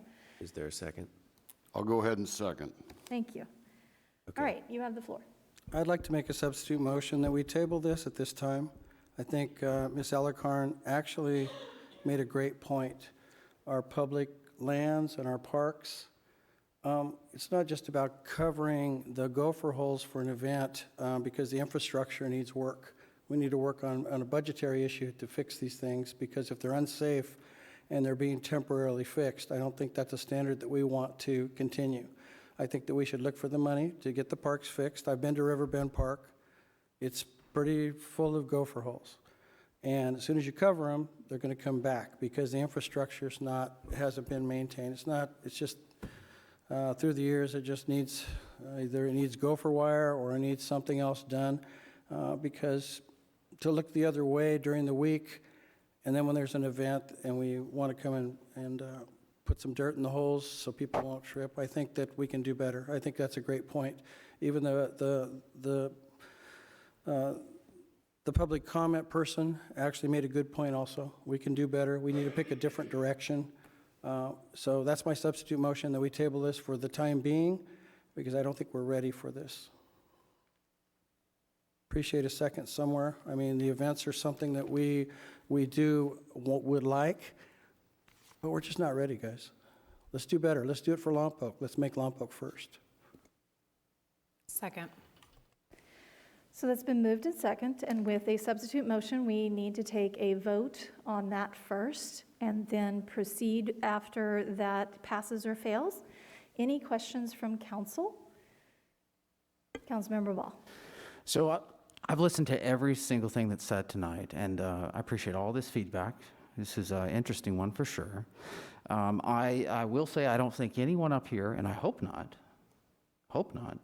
I don't think anyone up here is bought by the cannabis industry. I'm certainly not, and we can be pretty transparent about that. The mayor does make a good point. We are looking in every corner possible to try to figure out some revenue to do certain things. But I do also understand that it's on us to quit making promises and actually deliver on some things for our community. So I'm very sensitive to that as well. I don't think, I'll say it this way. I'm okay with tabling this. I'm okay with putting this off for one reason, and that is, and it goes back to Councilmember Cordova's point. I did request that we look at some other cities and specifically talk about the benefits, consequences, pros and cons of what has happened in those cities. How's it benefited them? Is it answering their call for their needs for their citizens? So at this moment, I'm okay to table this and wait with the community. We've got a lot to prove to this community, and it's on us to figure out how to deal with these parks. It's going to be challenging. We do need the revenue. Why?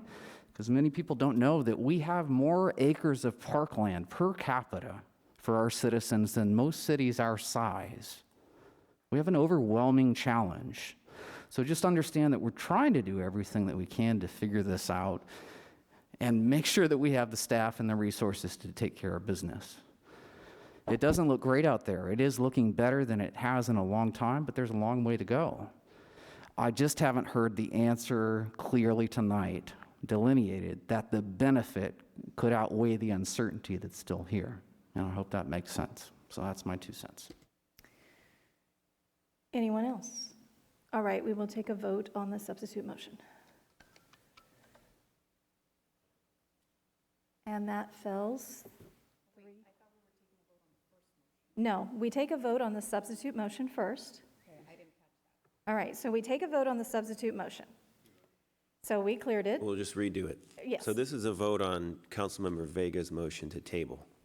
And if it fails, then we go back to the original motion and take a vote on it. If it passes, we can have a discussion about direction to give staff, if we want to have it brought back, when to bring it back, and that level. All right, so we are voting on Councilmember Vega's motion. All right. And that passes 3-2. I'd like to make a council request that we bring back a few of the locations that have had these already, fine-tune any of the concerns you've heard from council tonight, and potentially bring it back before end of year. I think we need to work on this and get it in place because these events are going to take a year to plan, and we want to have the process out there for individuals. You've already done a lot of the work, and I really appreciate that. So I would appreciate a second on supporting it being brought back with any of the clarity council needed for it before end of year. You probably won't get a third, but I'll give you a second. Thank you. And do I need a third in this scenario? I do. All right. Yes, you do. All right. Thank you. I'll give you a third. Awesome. Thank you. All right. I appreciate all the work that everything you're doing for this, and I know that a lot of people are frustrated by the cannabis industry, and it's not that anyone's being targeted by or preferential to. Again, you've heard all of the issues we're having, and we're adjusting the cannabis tax. We put in a 1-cent sales tax. We want the hotels to be filled, so the TOT is not just during the week, it's on the weekends. We want gas to be bought. I mean, all those things relate back to revenue in the general fund. The general fund is not something that we can print money for. And I think events are one way to produce it, and it's not just cannabis. It's finding ways to host many events so that tourism dollar comes in and they go home and we can improve our parks. All right, next agenda item is new business. Item number 4, approve proposed text of amendments to sewer use ordinance and proposed fat, oils, and grease, or FOG, control program policy for submission to the U.S. Environmental Protection Agency for review pursuant to the city's administrative order on consent. And that will be delivered to us by our utility director, Charles Berry.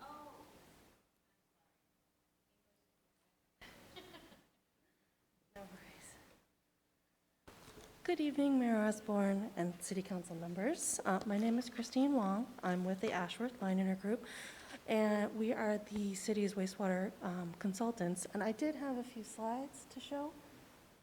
They going up? Okay, perfect. We're here to talk tonight.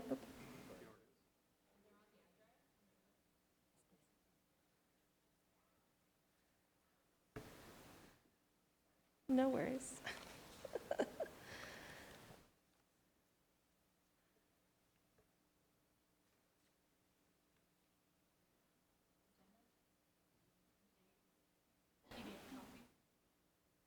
It's at the very bottom of the list.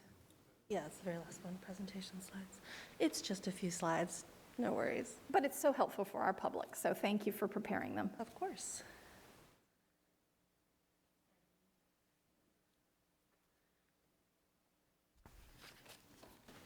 Okay. As we said, this is the approval of proposed amendments. So we have 2 documents on the docket tonight that we're going to look at. I'm going to provide a brief overview.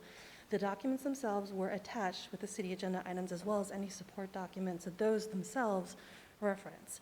And now we're all here tonight because the city and EPA's administrative order of consent involved a few projects that the city agreed to take on to bring their wastewater treatment compliance program into compliance with state and federal regulations. As you know, we were here in April where the city approved a summary document of pretreatment program updates. So these were the required updates to the program in response to the findings of the Administrative Order and Consent, or AOC. I will refer to the sewer use ordinance as the SUO.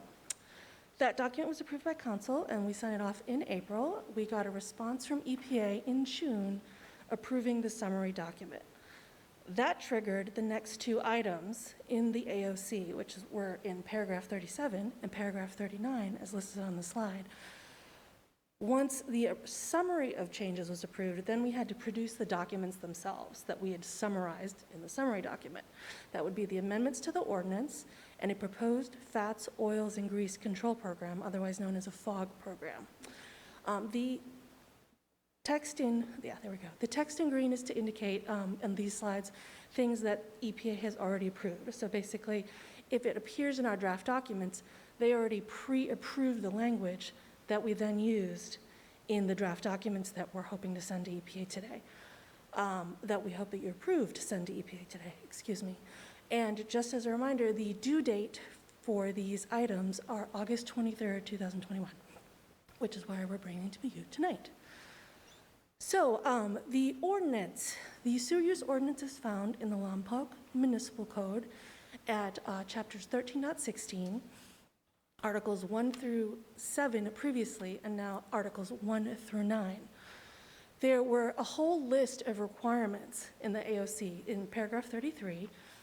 They are summarized in the staff report, but I have a few headline items here.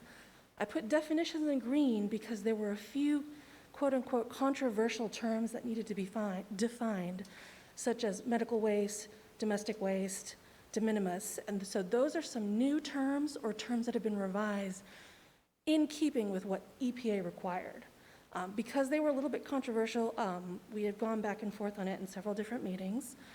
The actual text of those definitions was provided to EPA in the summary document and was then approved in said summary document. So that's why I put it in green, because the pre-approved language is what we put in the draft ordinance. The rest of the items were in keeping with the ordinance changes that were required throughout the AOC, including prohibitions of things that people can put into the sewer or send down to the plant, things that industrial users, the IUs, must complete, the permit requirements, monitoring requirements. The ordinance was required to reference the enforcement response plan that the city uses to enforce upon any non-compliance with the sewer use ordinance. And also, this is kind of the big one, to implement a whole new fog control program, which is why that's the second document we'll be talking about. While we were in there, we also had to update the ordinance for several existing federal and state requirements. Pretreatment compliance inspections and audits are when the state comes and audits the pretreatment program to see if it's in keeping with all the state and federal requirements. The city has had a few outstanding PCI or PCA, as those are called, requirements that were on deck even before the AOC came into play. So those changes were also made to the draft ordinance. Also, the general federal regulations for the pretreatment program were updated in 2005, and with it had several required provisions that had to be changed in basically every sewer use ordinance in the land. And it's taken a few years, but we've gotten them into the ordinance now, and we've brought it up to snuff with the 2005 regulations. And they have not been updated since, so that's the most recent update to the federal regulations. And finally, there were other required changes that were just basically updating errata and fixing typos, that sort of thing. So those are the major changes that were required.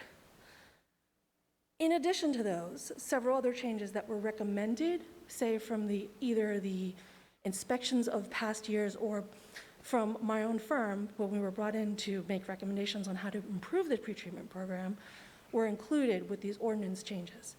That would be addition of several of the optional program changes that were provided in the 2005 streaming rule to allow the city the authority to issue general permits to industrial users, to require best management practices, to issue monitoring waivers, basically to give more flexibility to the wastewater division in implementing the program.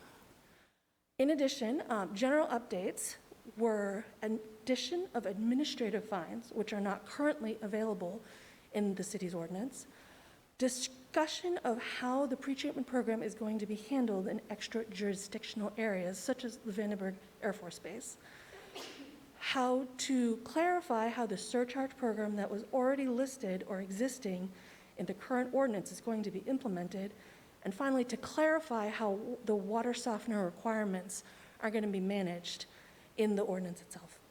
And this is just a picture of the regulations that were passed in '05.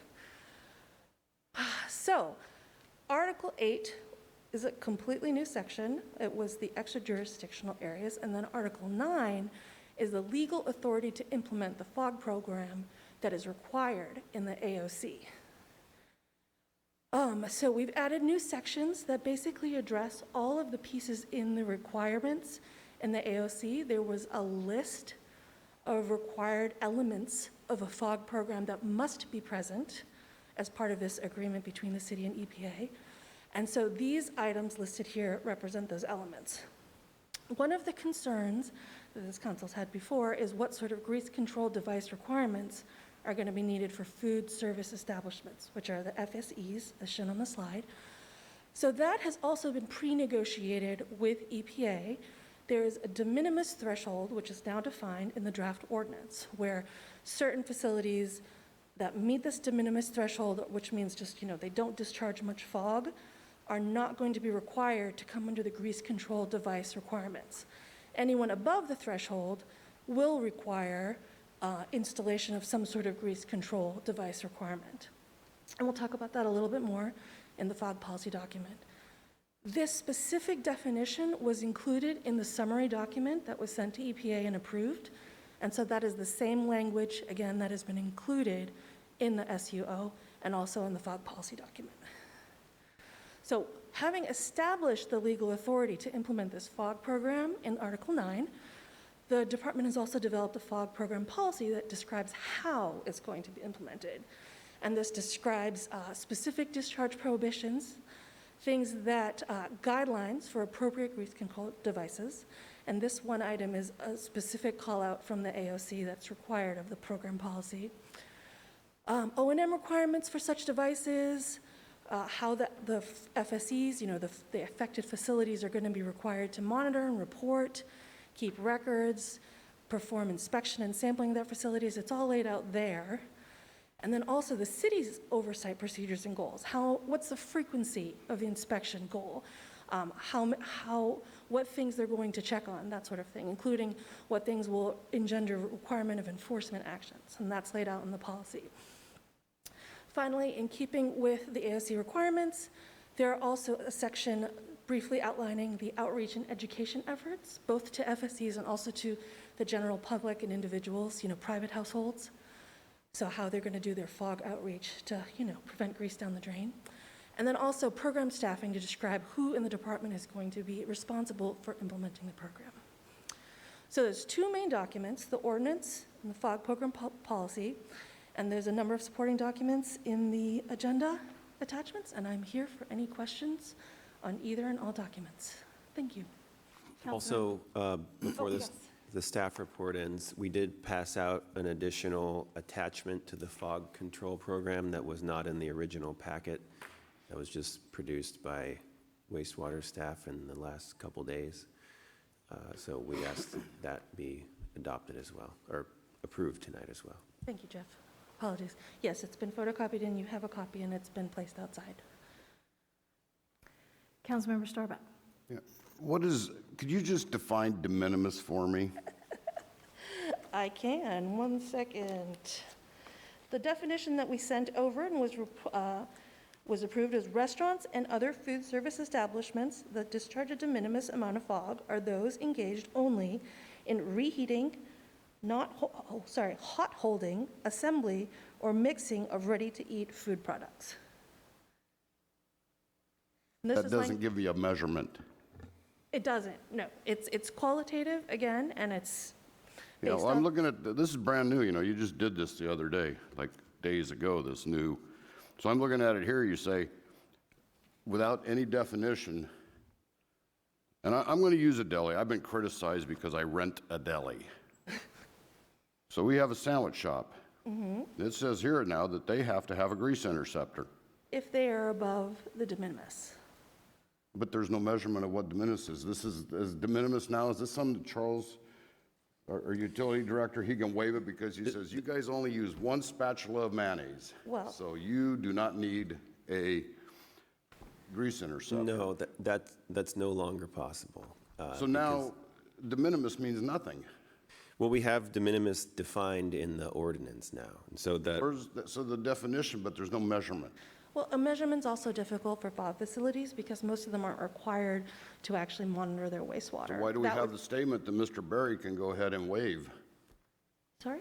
There's a statement in here in the staff report that the utility director can go ahead and waive the requirement on grease interceptor still. Yes. So what defines what he can waive and what he can't? What he feels? The amount of discharge of mayonnaise? the director has the authority to waive the requirement to have a grease trap, yes, if he feels that the facility does not need a grease trap. But our table 2 and our brand new ordinance says it doesn't matter. If you have a donut shop, you're going to have a grease trap. So what determination is there? A donut shop would not be de minimis. So somebody that's frying chicken at home and dumps it in the sink, that doesn't matter. These guys are off of the table. We're only going to talk about a commercial facility in this. Understand, but I'm still not seeing the sorting difference here. Does this make sense? So what is exempt? What can Mr. Berry exempt? Well, the definition of de minimis that we're using, any de minimis discharger does not need to have a grease trap, and staff cannot require them to have a grease trap. And those are food service establishments that only reheat or hot hold or assemble or mix ready-to-eat food products. So does that include a deli? Yes, that includes a deli. So if I was to jump in real quick, it would be Subway would be an example we talked about, but also, I don't think they're in business anymore, but the vitamin shop that was up by the In Shape. Right. They could have at this point, because at a year or whatever it's been, we were saying they needed a fog grease trap. That would be one, because they fall under the de minimis piece now. Yeah, I mean, we've covered everything here from a donut shop to a prison, you know, so I guess basically everybody's going to have a grease trap is what we're doing, That is, or an interceptor. if you are above the de minimis, that is the intention, yes. Many cities have no de minimis, and so basically everyone who even does just the hot holding or just scoops ice cream, most of those are covered. So this was a carve-out that the city has negotiated in advance with EPA that's, in my experience, a little bit more lenient than many cities are currently implementing. Councilmember Cordova. I actually think this is better than when I first sat on council and we went through that whole ordeal of the grease trap, because this actually is saying that all these establishments that fall under de minimis are no longer required to have it. So this actually does help the little guys that are not frying, that are not fully cooking, that are not having commercial kitchens and having full menus. So this does help to get them off the list of required establishments for implementation of grease trap or interceptors. And really, it does bring actually more clarification for who is required to do it. I'm okay. I had a problem before with the director having the authority to waive, because the presentation that was brought on by staff at that time was not clear, and that director did not want to take responsibility, so he kept just saying everybody has to have it. That was not fair to me, because then why have something on there if he can't make that call and say, no, this place doesn't require it because it doesn't generate that kind of, waste. But if the director today, or hopefully in the future, by providing clarity now, if that director can make that call and say, no, actually this does fall under de minimis, then I am okay with that. Councilmember Ball. So I'm catching up on some of this, so I just have a couple questions for clarity. I started in last December, and a lot of this is happening before that. So I want to go back to the reason that we're sitting here talking about this, and I'm very sensitive, and I've got an idea for restaurants, if everyone needed a grease interceptor, how we could even maybe pay for it. But the reason we're sitting here talking about this is because we fell out of compliance with a group called the EPA that half of people hate. I totally understand that. That's fine. But the first question is, do we, for the city attorney, do we as a city have the ability to tell the EPA to shove it?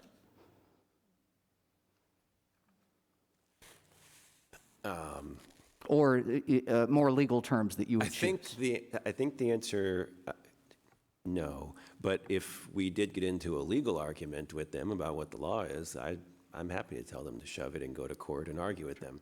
But in general, no. If we go to court and lose against the EPA, whose money is spent in litigation? The city of Lompoc's money. And the city of Lompoc has its own money, or whose money is that? All of our revenue sources including taxes collected from public sales taxes, our businesses in town. So it's the people's money.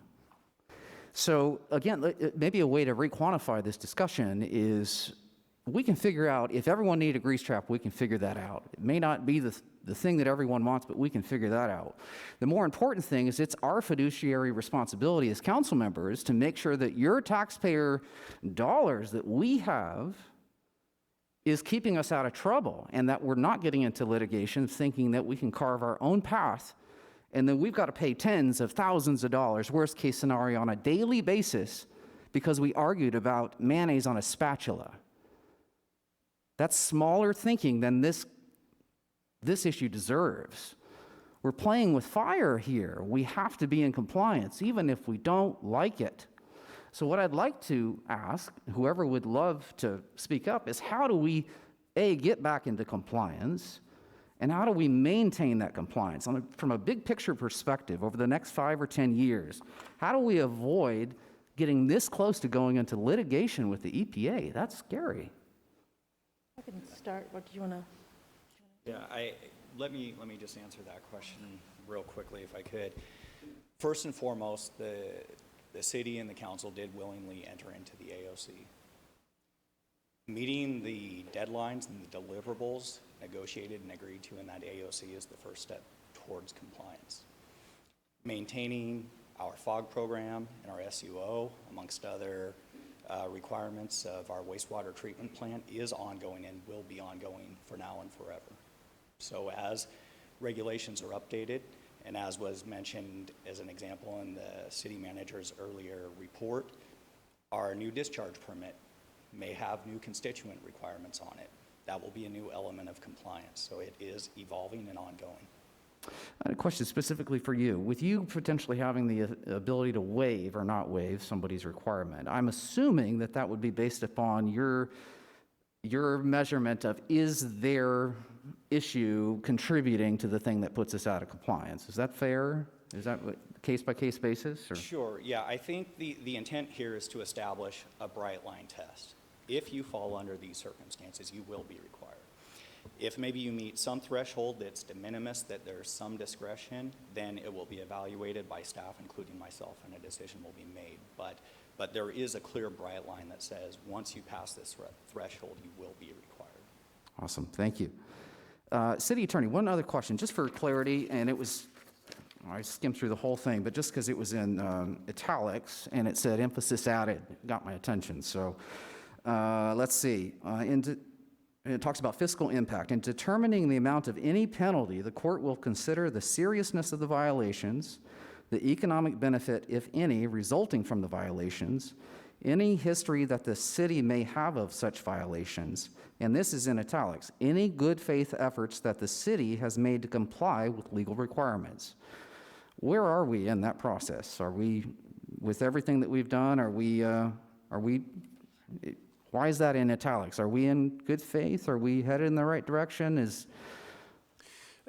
I guess what I'm asking, are we leaving this up to council to not know the depth of this, of how serious this issue is? I don't want us to make a mistake and not do everything that we need to do to get back in compliance ASAP. Well, I think that agreeing to enter into the AOC and following all the requirements of the AOC, as we have been doing, demonstrates to the EPA that we are acting in good faith. And we continue to comply with the AOC. We will continue to be acting in good faith, and thereby reduce the amount of any penalties that we might receive in the future for violations that might occur. So it's important for us to stay in good faith and do everything that we can and cross our fingers, right? Yes. Thank you. Any more questions for staff or the consultant? Thank you. Really appreciate the clarity you bring to a complicated subject.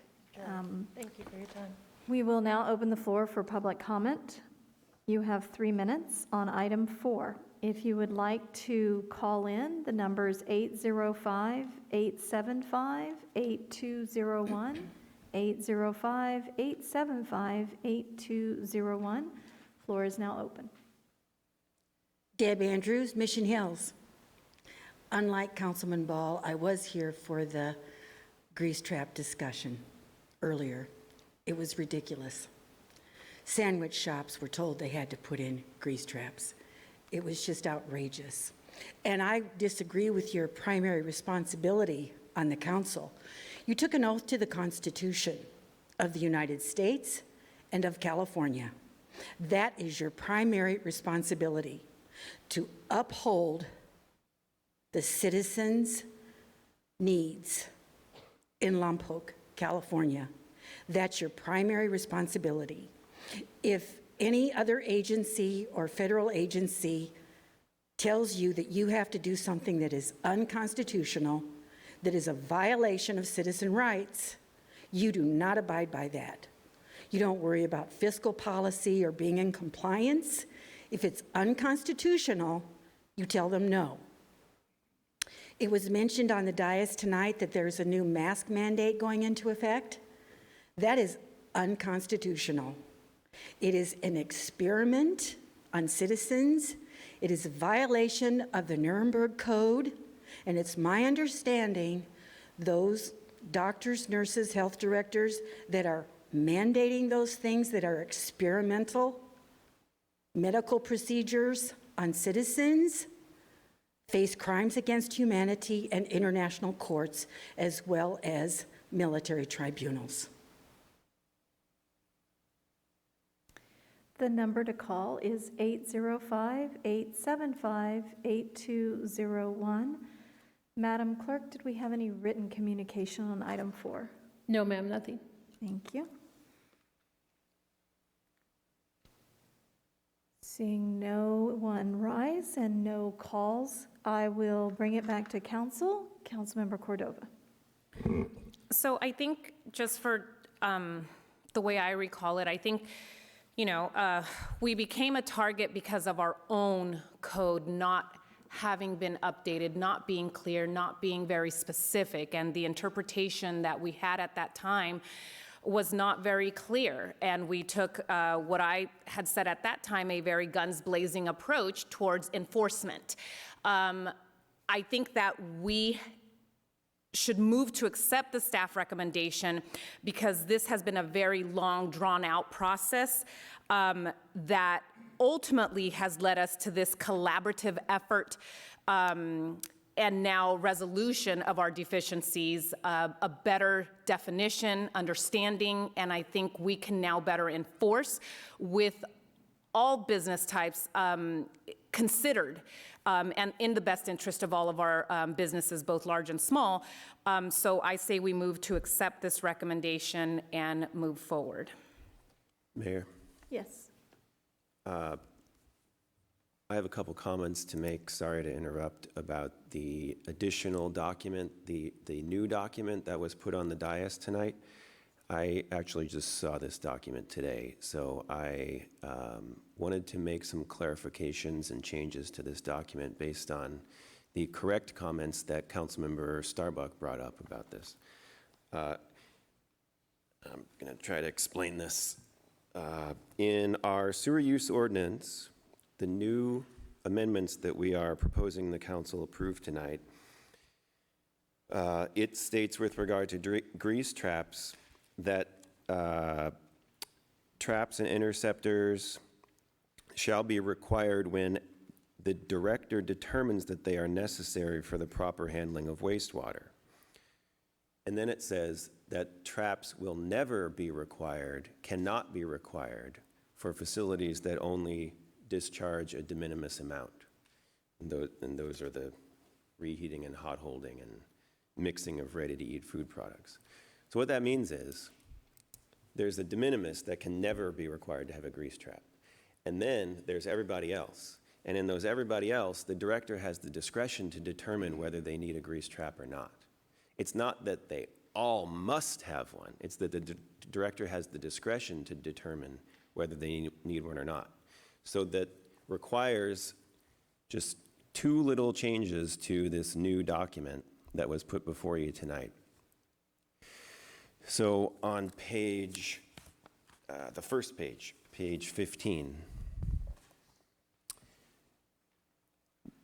the first sentence says, all food service establishments that discharge more than a de minimis amount of fog in their wastewater sent to the sewer system, and then it says, must install a fog control device. That should be changed to may be required to install a fog control device. And that makes it consistent with the ordinance, which gives the director the discretion to require it or not. And additionally, down under the heading of grease traps, at the bottom of the same page, the first sentence is, grease traps are used in treating commercial kitchens, drainage systems with small volumes of wastewater. And then the second sentence says, food service establishments that shall install grease traps may include delis, ice cream shops, etc. The shall should be changed to may be required to make it consistent with the director having the discretion instead of it being mandatory if you are more than a de minimis discharger. So with those two changes, I think our documents are consistent now.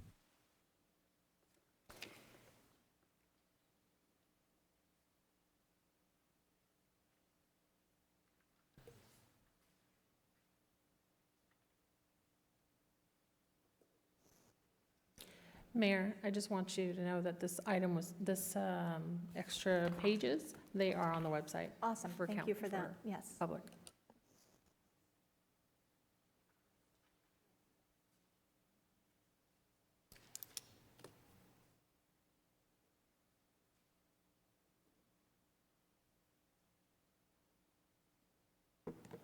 We're having a pause when our legal discussion occurs. Can we take a very short recess? Absolutely, let's take 5 minutes.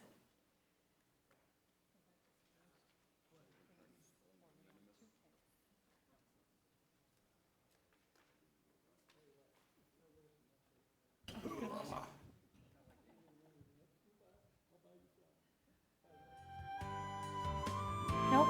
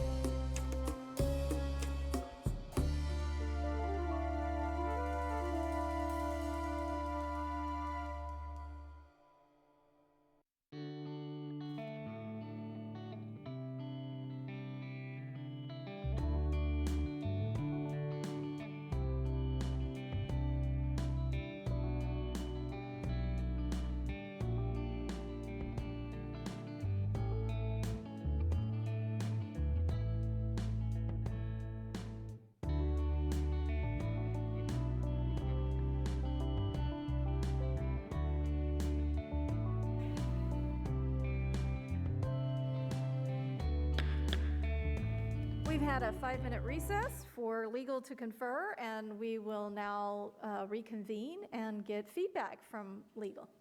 Yes, thank you for the recess, council. To make a long story short, I could just say strike everything I said. All right. That would be the summary.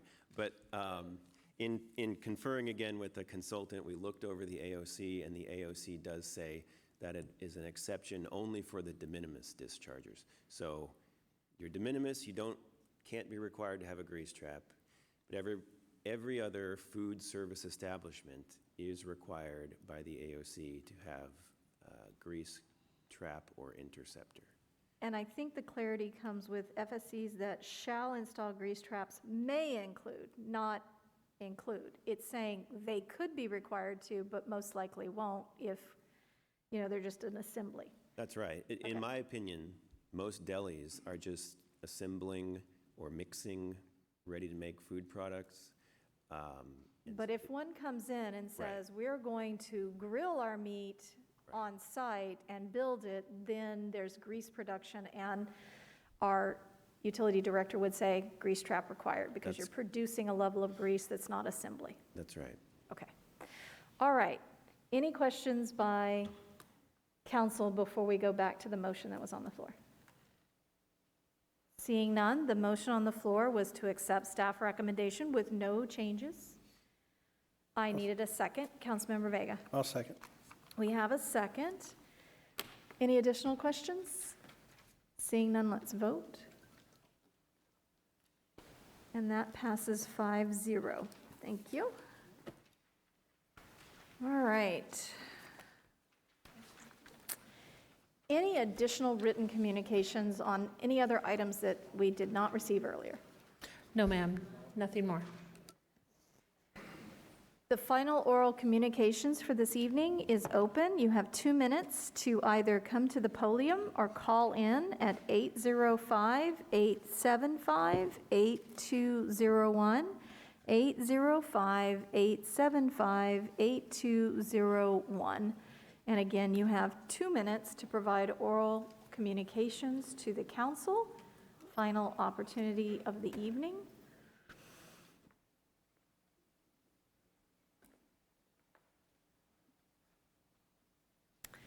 Seeing no one call and no one rise, we will close oral communications and bring it back to council. Councilmember Starbuck. No reports. Councilmember Cordova. I just want to make a council comment. I do thank the Parks Division and the Community Development Department for the changes that we are seeing to our parks. I think that I have not been more proud of the work that is being performed since I sat on this council than now. So anything that is related to the discussion with regards to events has nothing to do to minimize or diminish the work that is being performed by our employees, the departments, and the work that is being performed. So please know that. My respect goes to you guys. But I also do want to say, in regards to the comment about, the cannabis industry frustrates some of the council, I'm not frustrated by the cannabis industry. I'm frustrated by the double standard that continues to happen on the discussions sometimes with our council. So I want to make that clarification as well. Thank you for that. Mr. Ball. Okay, couple of things I just wanted to brush through here. Let's see, this past July 21st, I got the opportunity, thanks to invitation from Miss Ann McCarty, join the Pedal the Pacific riders, a group that rode their bicycles all the way from the border at Canada to San Diego. They stopped in Lompoc, and the groups here were just incredibly hospitable, and it was just great to see that support for a group that's trying to bring attention to human trafficking. And I'd like to give a special shout out to a couple of the officers too that showed up to that event and showed their support, and that was tremendous. I appreciate that. On July 29th, we were invited to go to Southside and watch a premiere of a little documentary called "It's Not a Burden: The Humor and Heartache of Raising Elderly Parents." And I have to tell you, my wife started crying, and then I started crying, and everyone in the room cried. It just brought a lot of attention to senior aging and the challenges that come with that. So if you're curious and you want to be enlightened a little bit, I definitely recommend checking that out. Again, it's called It's Not a Burden, and it's itsnotaburden.com. It's well worth checking out for some perspective. Also, just throwing it out there, it's not Lompoc. Maybe in the future we'll see it here, but in Santa Barbara on August 21st, there's an anonymous gun buyback program. It's the 5th one they've done. It's actually been pretty successful. That's at Earl Warren Showground. I don't have any guns, but if I had a handgun or a rifle, they'd give me $100. If I had an assault weapon, they'd give me $200. So, well, Dirk's got a higher bid, so that's great. Well, maybe he can work with me. We can get that program here in Lompoc. That'd be exciting. Also, just came on my radar. I'm going to try to attend because I think it's pretty cool, and I can't do a trick to save my life, but that's the skating competition they just put out. The city's going to be hosting along with the Foursquare Church and Surf Connection, a longtime local group. So that should be fun. That's at College Park. They're by the YMCA. That's August 28th. You have to be at least 7 years old to do that. And last but not least, and I'm just taking the liberty because I can, during this exact meeting, I got the text, and for the first time in my life, I'm an uncle. True story. So anyway, congratulations to my wife's sister, and welcome to the world, Miss Kaya Grace. And that's it.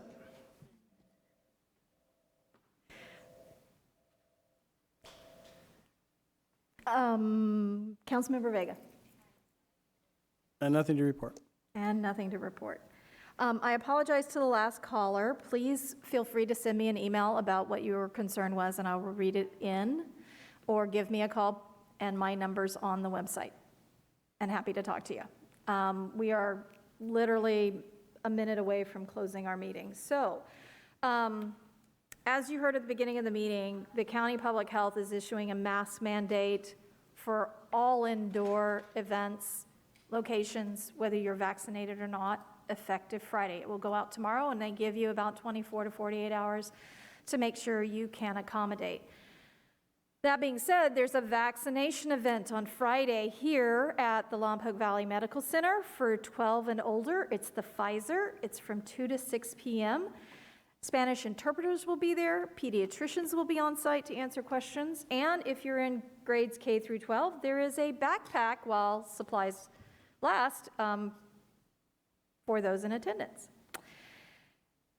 If you want to support a vaccine site, whether you're a local church or a local nonprofit or a business who wants to get all their employees vaccinated, please reach out. We will put you in contact with the organizations that are doing that. We need to get vaccinated to reduce the Delta variant and its effect. This particular variant is more aggressive, and even if you've been vaccinated, there's a potential to get it or carry it, and the Lompoc Valley is only at 59%, and we need to be much higher. And the prediction was that if we can't get control of the growth on the variant, we're at 15 to 20 cases per 100,000 people per day, and if it keeps increasing, we're likely to see these masks through October. And I know everyone doesn't want to see that. So 2 things: wear the mask, get vaccinated. California has a program that has been extended to September 30th for renters relief due to COVID. You can go to housingiskey.com or call 1-833-430-2122, and there is a simple application that you can fill out and get assistance if you're having difficulty as a renter paying your rent. I serve on SBCAG. There is a subcommittee of citizens called Measure A Committee. We have 2 open positions in North County, and there is no one from Lompoc on that. So please consider applying. The deadline is August 16th at 5 p.m., and you can find the application at sbcag.org/news. Again, I want to reiterate Councilmember Ball's support for Pedal the Pacific Riders. They were here bringing awareness for sexual and human trafficking. And above and beyond, our community was so supportive. Trinity Church of Nazarene provided a place for them to stay and eat. Bicycles Unlimited show up to make repairs on their bikes and support them. Vandenberg Space Force Base Sexual Assault Prevention and Response Group brought them coins, the new space coins from the base. Lompoc Valley Community Healthcare Organization, the National Honor Society of Cabrillo, Surf Connection, and the American Association of University Women pulled together meals and goodie bags and supported them while they were here. We got to sit and have dinner with the young women, and they are just amazing. Many of them had never ridden a bicycle that long. They left from Seattle, Washington, and rode all the way to San Diego, starting in June and finishing last week. So amazing young women drawing attention to things, and we had an amazing community support them, and I look forward to their next trip through. Will be a different group, but my hopes is they'll land here on maybe a Tuesday evening and can come before council and be recognized. They arrived the day after our council meeting last week, and I went and presented them a key to the city. It hasn't been done in a long while, but I think what they were doing and what awareness they bring to human trafficking was so important that I was happy to dig those keys out and provide one.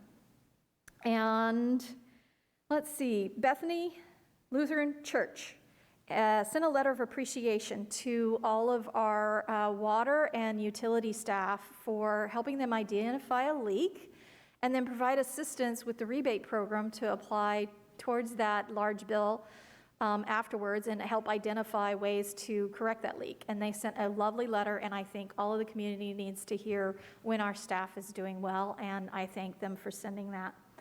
There will be a pop-up easy bike testing center at this Friday market, not our Saturday market, but the farmer's market on Friday from 2 to 5 p.m. So if you've ever wanted to try out an electric bike for free, go to the Friday market from 2 to 5 p.m. this week, and you can test any of the bikes they have, and there are programs to help you buy them, and I encourage everyone, even those of you who may not have enough to ride up the hills, you can get a bike that lets you get around town and do that.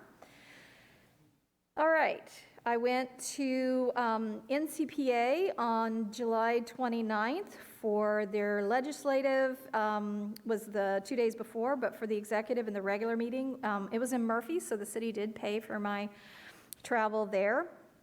I attended the Vandenberg Space Force ribbon cutting for their new combined operation facility that is amazing. A lot of people don't understand what goes on at Vandenberg with the protection of our country as well as the world. And this facility is a modern, amazing facility with amazing high tech, and it's centralized, and our partners in Great Britain, Canada, Japan, and Australia all participate in it, as well as some of the commercial space, utilizing it to know what's going on, get the communication from the satellites, and getting it to the troops on the ground or on the water, and really support our partners. And so I just won't know that this has been a 7-year project.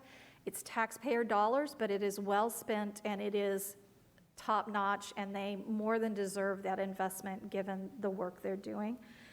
And last but not least, I was part of the Santa Barbara County COVID-19 legislative call today. They had not been having them for nearly 2 months, but again, the case rates are coming so fast and so aggressively. That is why they're reinstituting this, because they really don't want to see the hospitals return to what they were last winter in December and January. So again, wear your masks, get vaccinated, and we can get out of these sooner.